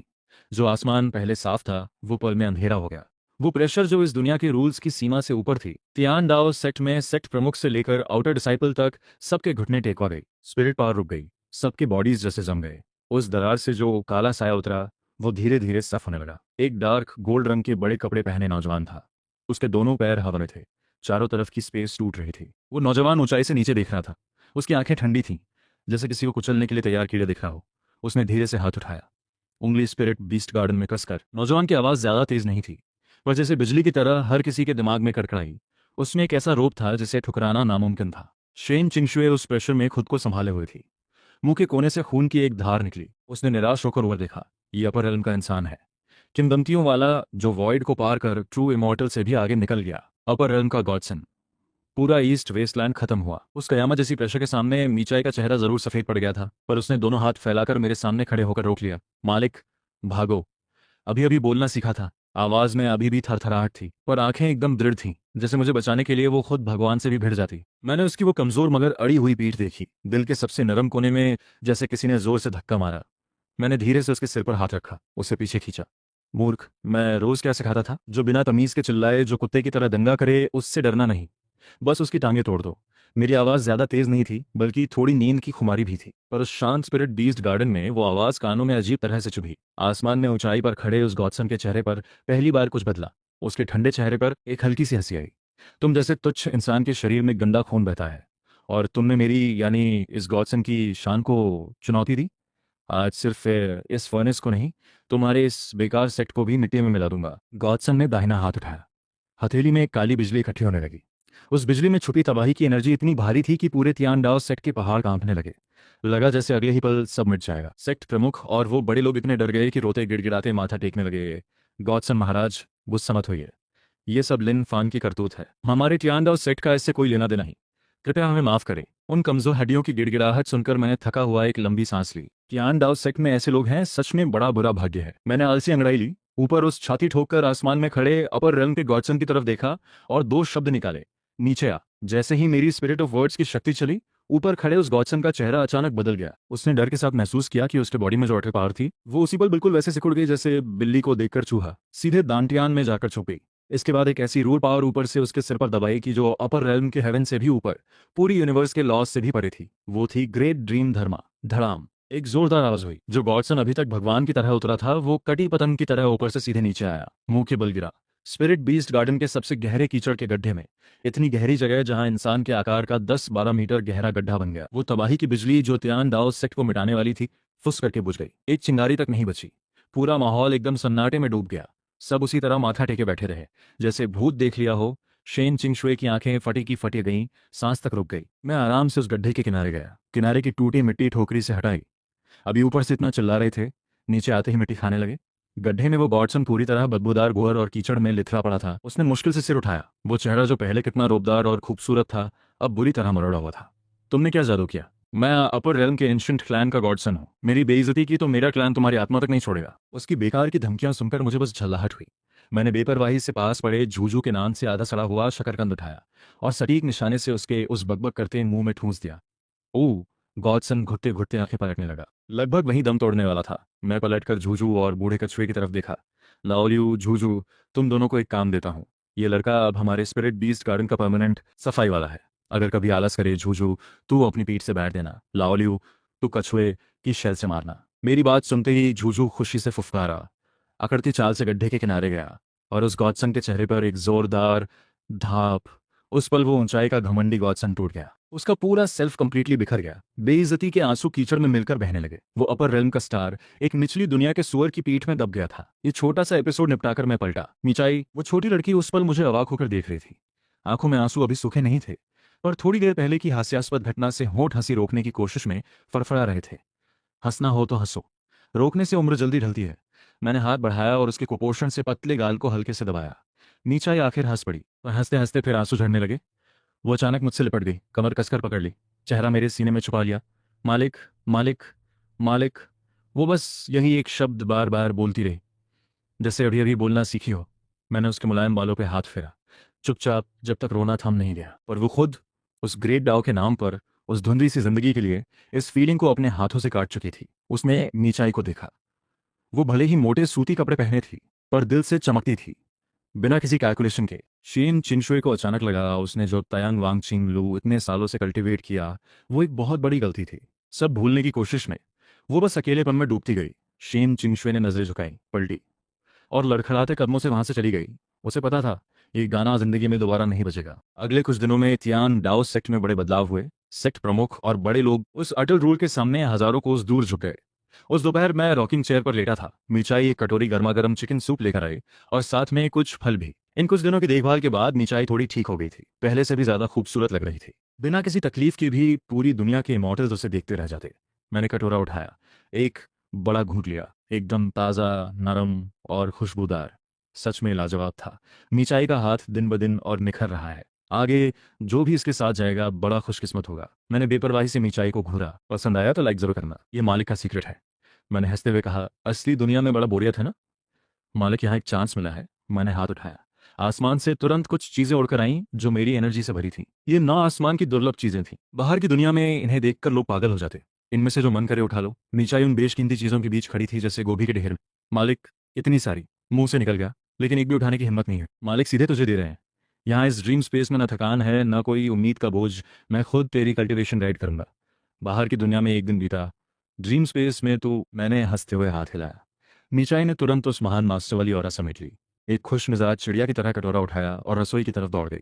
मैं आंखें बंद करके एक और झपकी लेने वाला था कि पूरे ट्यान दाओ सेक्ट की जमीन अचानक जोर से कांपने लगी। ये झटका जमीन के नीचे से नहीं आया था, बल्कि ऊपर आसमान से। आसमान के बादल एक भयानक ताकत से फटकर अलग हो गए। नीला आसमान एक अजीब रंग में बदल गया। कानफोड़ू युद्ध की आवाजों के साथ एक के बाद एक पहाड़ जैसे बड़े बड़े ब्रॉन्ज वॉरशिप्स खाली आसमान से, पूरे 108 ब्रॉन्ज वॉरशिप्स ने पूरे ईस्ट वेस्टलैंड का आसमान ढक दिया। उन शिप्स पर भारी कवच पहने सोल्जर्स खड़े थे। वो सारी मिली हुई किलिंग एनर्जी इतनी भारी थी कि ईस्ट वेस्टलैंड के कमजोर कल्टीवेटर्स वहीं बेहोश हो गए। त्यान डा सेक्ट का सेक्ट प्रोटेक्शन फॉर्मेशन 2 घड़ी भी नहीं टिका, बर्फ की तरह पिघल गया। सेक्ट प्रमुख और बड़े आसमान में वो विशाल फ्लीट देखकर सीधे बेहोश होने की कगार पर पहुंच गए। गोबर साफ कर रहे गॉडसन ने ये नजारा देखा तो खुशी से झूम उठा। हा हा हा हा, मेरे क्लैन की वॉइड फ्लीट है। एंसेस्टर्स खुद उतरे हैं। निचली दुनिया के कीड़ों, तुम्हारा वक्त आ गया। जब एंसेस्टर्स तुम्हें पकड़ेंगे, तब मैं इन कुछ दिनों की सारी बेइज्जती 1000 गुना वसूल दूंगा। रोज रोज गोबर खिलाऊंगा। गॉडसन मेरी तरफ इशारा करते हुए पागलों की तरह चिल्ला रहा था। आंखों में बदले की चमक थी। बूढ़ा कछुआ ऊपर जाने की सोच रहा था, पर उस विशाल फ्लीट की प्रेशर में सिकुड़ता जा रहा था। जूजू भी डर के मारे गोबर के गड्ढे में जा गिरा। तभी रसोई से एक खुशबू आई। मिचाई दोबारा गर्म किया हुआ सेंचुरी एग पॉरेज लेकर आई। उसने ऊपर तक नजर नहीं उठाई। बस शांति से ऑरेंज स्टोन टेबल पर रखा। मालिक, दलिया गर्म है, जलाना मत। मैंने कटोरा उठाया, ऊपर फूंक मारी, एक घूंट लिया, स्वाद एकदम सही था। कटोरा रखा, ऊपर आसमान में भरे उन ब्रॉन्ज वॉरशिप्स को देखा, फिर पागलों की तरह चिल्ला रहे गॉडसन को देखा। एक लंबी सांस ली और रॉकिंग चेयर से उठा। आज मूड ठीक था, किसी को मारने का मन नहीं था, पर ऊपर से आए ये लोग, किसी की नींद खराब करना कोई अच्छी बात नहीं है। मैंने दाहिना हाथ उठाया, हल्के से स्नैप मारा। ग्रेट ड्रीम धर्मा का दूसरा फेज, ड्रीम डिसेंट, एक्टिवेट हुआ। एक अदृश्य लहर मुझसे फैलती हुई। उस पल तक जो फ्लीट अपनी धाक जमाए खड़ी थी, उस लहर के छूते ही सब हिचकिचाने लगे। उन अपर रेल्म सोल्जर्स की आंखों में एक पल के लिए कुछ जम सा गया, फिर उनके शरीर अनकंट्रोलेबल तरीके से बदलने लगे। चीखते चिल्लाते वो सब अपर रेल्म के सोल्जर्स एक बड़े झुंड में बदल गए। 108 विशाल वॉरशिप्स अब ऊंचाई पर तैरते एक विशाल झुंड में तब्दील हो गए। ये कैसे हो सकता है? गॉडसन के चेहरे की सारी हेकड़ी उसी पल जम गई, खौफ और हैरानी में बदल गई। उसके घमंड का वो पूरा फ्लीट एक सेकंड में। मैंने पलटकर पास छुपे जूजू को देखा। जूजू, देख ऊपर, वो सब तेरे यार हैं, उनकी जिम्मेदारी तुझे दी, जो ना माने उस पर अपना स्पेशल मूव चला देना। जूजू ने ये सुना तो आंखें चमकी, डर एकदम गायब। वो मजे से उड़ा और एक बड़े पिगपेन में घुस गया। जल्द ही आसमान पर एक बड़ा हंगामा दिखने लगा। मैं गोबर में पड़े गॉडसन के पास गया, उसके चेहरे पर हल्के से थपकी मारी। घबरा मत, अच्छे दिन अभी आने हैं। चूंकि तुम्हारे क्लान को इतनी धूमधाम पसंद है, तो सब यहीं रुकें और गोबर साफ करें। तभी आसमान की सबसे बड़ी मेन शिप, जो स्पाइडर शिप थी, उसमें से एक भयानक एनर्जी फटी। एक पहाड़ जितना बड़ा सुपर साइज स्पाइडर निकला, जिसके पूरे बदन से पीक लेवल ऑरा निकल रही थी। उसने आसमान हिला देने वाली गर्जना की, दुष्ट, मुझे छोड़ो, मैं तुझे टुकड़े टुकड़े करूंगा। ये ग्रेट एंसेस्टर क्लियरली इस बैटल ग्रुप का सबसे ताकतवर था। अपनी पावर के बल पर उसने किसी तरह अपना ओरिजिनल फॉर्म थाम रखा था। वो पागलों की तरह ब्लड लाइन जला रहा था, बंधन तोड़ने की कोशिश में। मैंने उस हाफ ट्रांसफॉर्म्ड जायंट को देखा, हल्के से जम्हाई ली, पलट कर मीचाई से बोला, मीचाई, रसोई से मालिक का बड़ा चाकू ले आ, और थोड़ा अदरक का पानी भी तैयार करना। आज रात अपर रेल्म गोल्ड स्पाइडर की सब्जी बनेगी। मीचाई ने मेरी बात सुनते ही तुरंत साफ और खुशनुमा आवाज में कहा, जी मालिक, और रसोई की तरफ दौड़ गई। मैंने मीचाई की हल्की चाल देखी, फिर ऊपर आसमान में चीखती उस भीड़ को देखा। मुझे खुशी हुई, एक लंबी सांस ली। इतने बड़े झंझट कहाँ से आते रहते हैं? सुकून से जिंदगी जियो, सुअर पालो, दलिया पियो, यही असली जिंदगी है। मैं रॉकिंग चेयर पर टिक गया, आंखें हल्की बंद की, दोपहर की धूप का मजा लेने लगा। रहा वो ऊपर से चिल्लाता स्पाइडर एंसेस्टर, उसे मैं पहले से दिमाग में सोच रहा था। रेड ब्रेस्ट बनाऊं या फिर dry fry? Spirit beast garden में हल्की हवा बही, और पूरे ईस्ट वेस्टलैंड की कल्टीवेशन दुनिया का नजरिया उसी पल हमेशा के लिए बदल गया। मिचाई थोड़ी देर में रसोई से निकली। हाथ में वो बड़ा चाकू था जो पहले सब्जी काटने के काम आता था। उसकी धार पर अभी भी रून्स की रोशनी टिमटिमा रही थी। दूसरे हाथ में एक बड़ा सफेद बोल था जिसमें बारीक कटी क्रिसैंथेमम और अदर स्पाइसेस भरे थे। मालिक, चाकू लाए। मिचाई ने चीजें प्यार से स्टोन टेबल पर रखी, और साथ में एक गर्म तौलिया भी दिया। मैंने तौलिया लिया, आराम से हाथ पोंछे, ऊपर अभी भी तड़फड़ाते उस गोल्डन स्पाइडर को देखा। हंसी आ गई। अपर रेल्म के एंसेस्टर्स की लाइफ फोर्स सच में जबरदस्त होती है। ग्रेट ड्रीम धर्मा से फोर्सफुली बदल दिए गए, फिर भी ओरिजिनल पावर की हलचल बची हुई है। मैं वो बड़ा वेजिटेबल क्लीवर उठाया, हाथ में तौला, फिर ऊपर की तरफ आवाज लगाई, ऊपर वाले मोटे सुनहरे भाई, खुद नीचे उतरकर साफ होकर दो, या मैं ऊपर आकर तुम्हें काट कूट के 4 स्यू बना दूं। आसमान में वो विशाल गोल्डन स्पाइडर ये सुनकर इतना भड़का कि पूरे बदन के बाल सुइयों की तरह खड़े हो गए। बेशर्म, मैं इस दुनिया को पूरी तरह मिटा दूंगा। मैंने थका कर कान खुजाया, पलटकर मिचाई को देखा। ये बूढ़ा उस चाकू जैसा ही है, जीत नहीं पा रहा तो बस बड़बड़ा रहा है। अपर रेल्म वाले सब ऐसे ही होते हैं क्या? मिचाई बहुत शांत थी, आंखों में साफ समझ थी। मालिक सही कह रहे हैं, ये सब बस खोखली बातें करते हैं। मैंने हल्के से सिर हिलाया, दाहिना हाथ उठाया, वेजिटेबल क्लीवर कसकर थामा, जानबूझकर आसमान की तरफ झुकाया। ग्रेट ड्रीम धर्मा का पीक लेवल एक्टिवेट हुआ। एक अदृश्य और अकल्पनीय नाइफ लाइट आसमान की तरफ उठी। कोई धमाका नहीं, कोई ड्रामेटिक दृश्य नहीं, बस हल्के से उस विशाल गोल्डन स्पाइडर के ऊपर से गुजरी। एक सेकंड पहले तक जो पागलों की तरह चिल्ला रहा था, वो अचानक चुप हो गया। वो पहाड़ जितना विशाल शरीर आधे आसमान में अकड़ गया। फिर जो हुआ वो सबने आंखें फाड़ कर देखा। उस गोल्डन स्पाइडर के शरीर की सतह पर एक तेज रोशनी फटी। जो ट्रू इमॉर्टल बॉडी अभेद्य मानी जाती थी, उसके बाल खुद ब खुद झड़ने लगे, और वो आधे आसमान में उल्टा हो गया। आसमान में एक ड्रीम फायर प्रकट हुई। उस विशाल पिग जैसे शरीर को चारों तरफ से लपेट लिया। चिड़चिड़ाती आवाज के साथ मांस भरने लगा। सुनहरी चर्बी की बूंदें नीचे खाली आसमान में गिरी, और जहां जहां गिरी वहां प्योर ट्रू इमॉर्टल धर्मा की एनर्जी की बारिश हो गई। ये कैसे हो सकता है? गोबर के गड्ढे में काम कर रहे गॉडसन ने ये देखा। टांगे कांपी, सीधे घुटने टेक दिए। मुंह पर गंदगी लग गई, पर उसे होश नहीं था। वो अपनी आंखों से देख रहा था कि उसका वो एंसेस्टर जो हजारों युगों का अजय था, ऊपर आसमान में भुन रहा है जैसे सकलिंग पिग। उसका सेल्फ उस पर सिर्फ टूटा नहीं, बल्कि पिस गया। उधर तियान राव सेक्ट के सब डिसाइपल्स वो हवा में तैरती भुनी हुई मांस की खुशबू से बेताब हो रहे थे। वो ट्रू इमॉर्टल लेवल का रोस्ट मीट था। सिर्फ एक सांस सूंघने से ही कई ऐसे डिसाइपल्स जो सालों से यूजी 7 स्टेज पर अटके थे, उसी पल ब्रेक थ्रू कर गए। कुंगले बड़े की आंखें भर आईं। उन्होंने गहरी सांस ली। सैकड़ों साल से रुकी हुई कल्टीवेशन अचानक हिलने लगी। क्वेश्चन तक पहुंचने के आसार दिखने लगे। लिन फान सच में भगवान का रूप है। मैं पलटकर जमीन पर बैठे टियानडाओ सेक्ट वालों की तरफ मुड़ा, हाथ हिलाया। होए बूढ़े, अपने लोगों के साथ कटोरे चम्मच तैयार करो। आज मैं पूरे सेक्ट को अपर रेलम का रोस्ट मीट खिलाता हूँ। जो बचे वो स्पिरिट बीस्ट को रात के खाने में दे देना। सेक्ट प्रमुख और सारे बड़े ये सुनकर इमोशन में आ गए। लगभग वहीं माथा टेकने वाले थे। उनकी सारी अकड़ उड़ गई थी। 3 दिन के भूखे की तरह अपने स्टोरेज बैग से बोल्स प्लेट्स निकाले और स्पिरिट बीस्ट गार्डन के दरवाजे पर लाइन लगाकर खड़े हो गए। मैंने एक स्नैप मारा। आसमान में ड्रीम फायर बुझ गई। वो सुपर स्पाइडर जो बाहर से गोल्डन ब्राउन और अंदर से परफेक्टली कुक्ड हो गया था, एक अदृश्य ताकत से उठकर नीचे स्पिरिट बीस्ट गार्डन के लॉन पर उतर गया। सिस्टम बड़े अच्छे वक्त पर बोला, डिंग। होस्ट को बारबेक्यू करते डिटेक्ट किया गया। Reward divine level seasoning gift pack. इसमें शामिल है all purpose seasoning powder, star Anne's और चिली पाउडर और हनी ग्लेज। मैंने मन में सोचा और डिवाइन रोशनी वाले सारे मसाले हवा में प्रकट हो गए। मैंने एक मुट्ठी ऑल पर्पस सीजनिंग उठाई, उस पहाड़ जितने रोस्ट मीट पर बराबर छिड़की। उसी पल एक ऐसी खुशबू फटी जिसे शब्दों में बयान करना नामुमकिन था, जैसे न्यूक्लियर बॉम्ब फटा हो। पूरे ईस्ट वेस्टलैंड में फैल गई। बड़े बड़े सिक्लूजन में बैठे सालों पुराने ओल्ड मॉन्स्टर्स भी उस खुशबू से बेताब होकर हवा का रुख देखते हुए। मैंने सबसे नरम और रसीला हिस्सा काटा, स्पिरिचुअल एनर्जी से एक प्लेट बनाई, ऊपर ग्रीन अनियन, गार्लिक और हनी सॉस छिड़के और खुद उठाकर मिचाई के सामने रखा। लो, मालिक के हाथ का खा चखो। ये मीट बहुत पौष्टिक है, खाने से तुम्हारी कल्टीवेशन को फायदा होगा। मिचाई ने लाल चेहरे से प्लेट ली, चॉपस्टिक से एक छोटा सा टुकड़ा उठाया और मुंह में रखा। मुंह में जाते ही घुल गया। प्योर इमॉर्टल एनर्जी पूरे शरीर में दौड़ गई। उसने खुशी से आंखें बंद कर ली। मालिक के हाथ का खाना दुनिया की सबसे अच्छी चीज है। उसका वो सेटिस्फाइड चेहरा देखकर मेरे अंदर एक अजीब सा सुकून आया। सच में कुक बनना किलर बनने से ज्यादा खुशी देता है। मैं पलटा। सब डिसाइपल्स की आंखों में हरी रोशनी थी। मैंने हाथ हिलाया। ठीक है, लार टपकाना बंद करो, आओ और खाओ। एक एक घूंट। ज्यादा खाने से बॉडी फट सकती है। बात खत्म होते ही सेक्ट प्रमुख सबसे पहले दौड़े।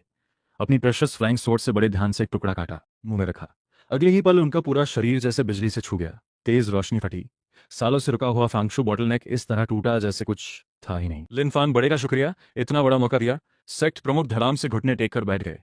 आंखें भरी हुई। 3 बार माथा टेका। बाकी सब ये देखकर और पागल हो गए। स्पिरिट बीस्ट गार्डन एक अजीब जश्न में बदल गया। लाओलियो और झूझू भी कुछ बड़े बड़े टुकड़े लेकर किनारे बैठ गए और मुंह भरकर चबाने लगे। बस वो अपर रेलम का एंसेस्टर जिसे मैंने ग्रेट ड्रीम धर्मा से वहीं जकड़ रखा था, बस देखता रह सका। अपना ही पका हुआ एंसेस्टर खाते दूसरों को देखना, ये मानसिक तड़प उसे मारने से भी लाख गुना बुरी थी। जब सब खा पी कर चले गए तो स्पिरिट बीस्ट गार्डन में बस मैं, मिचाई और वो कुछ लॉयल स्पिरिट बीस्ट रह गए। हमने आंगन में अलाव जलाया। मैं रॉकिंग चेयर पर लेट गया। मिचाई छोटी पीढ़ी खींचकर बैठी, सिर धीरे से मेरी जान पर टिका लिया। अलाव की रोशनी में उसका चेहरा बहुत खूबसूरत और शांत लग रहा था। मालिक, मिचाई ने धीरे से कहा, क्या हुआ? कुछ खाया नहीं? नींद नहीं आ रही? मैंने हंसते हुए उसके मुलायम बालों पर हाथ फेरा। मिचाई ने सिर हिलाया। उसने आंखें उठाई। मैंने हल्के से उंगली से उसकी नाक छुई। अपर रेलम जाने की क्या जरूरत? ऊपर वाले सब पागल हैं। बस लड़ाई झगड़ा साजिश है। यहाँ स्पिरिट बीस्ट गार्डन में धूप सेकना इससे कहीं बेहतर है। मैं रुका। आसमान में टिमटिमाते तारों को देखा। आवाज बिल्कुल सच हो गई। और वैसे भी तुम जहां हो वहीं मेरा घर है। इस दुनिया में कोई भी चीज तुम्हें मुझसे अलग नहीं कर सकती, चाहे आसमान खुद भी क्यों टूटे। ये सुनकर मिचाई की आंखें भर आईं। उसने चेहरा मेरी गोद में छुपा लिया। आंसू जल्द ही मेरे कपड़ों को भिगोने लगे। मालिक ने मिचाई पर इतना भरोसा किया। मिचाई सच में नहीं जानती कैसे शुक्रिया अदा करे। मैंने उसे ऐसे ही थामे रखा। मैं चला गया। बादलों की सबसे गहरी परत में एक विशाल और प्राचीन प्रेजेंस हिल रही थी। पहाड़ ढह गए, नदियां पल में सूख गईं। तियानडाओ सेक्ट की जो इमारतें अभी अभी दोबारा बनी थीं, वो फिर दब गईं। सेक्ट प्रमुख और बड़े सिर उठाने का मौका भी नहीं पा सके। उस रूल की क्रशिंग प्रेशर ने सबको जमीन पर दबा दिया। नीचाई कोहरे से भागती हुई निकली। उसके शरीर से एनर्जी फटी। वो उस दबाव को रोकने की कोशिश कर रही थी, पर पूरी यूनिवर्स की शक्ति के सामने उसकी वो एनर्जी एक पल में दब गई, बेरहमी से कुचल दी गई। फिर एक ऐसी डिवाइन प्रेजेंस प्रकट हुई जिसमें कोई भावना नहीं थी, कोई सोच नहीं थी। तियान दाओ की आंखें मीचाई पर टिक गईं। उसकी नजर में मीचाई को 1 महीने पहले खत्म हो जाता, पर वो न सिर्फ जिंदा थी बल्कि दुनिया पलट रही थी। ये फेट के रूल्स का सीधा उल्लंघन था।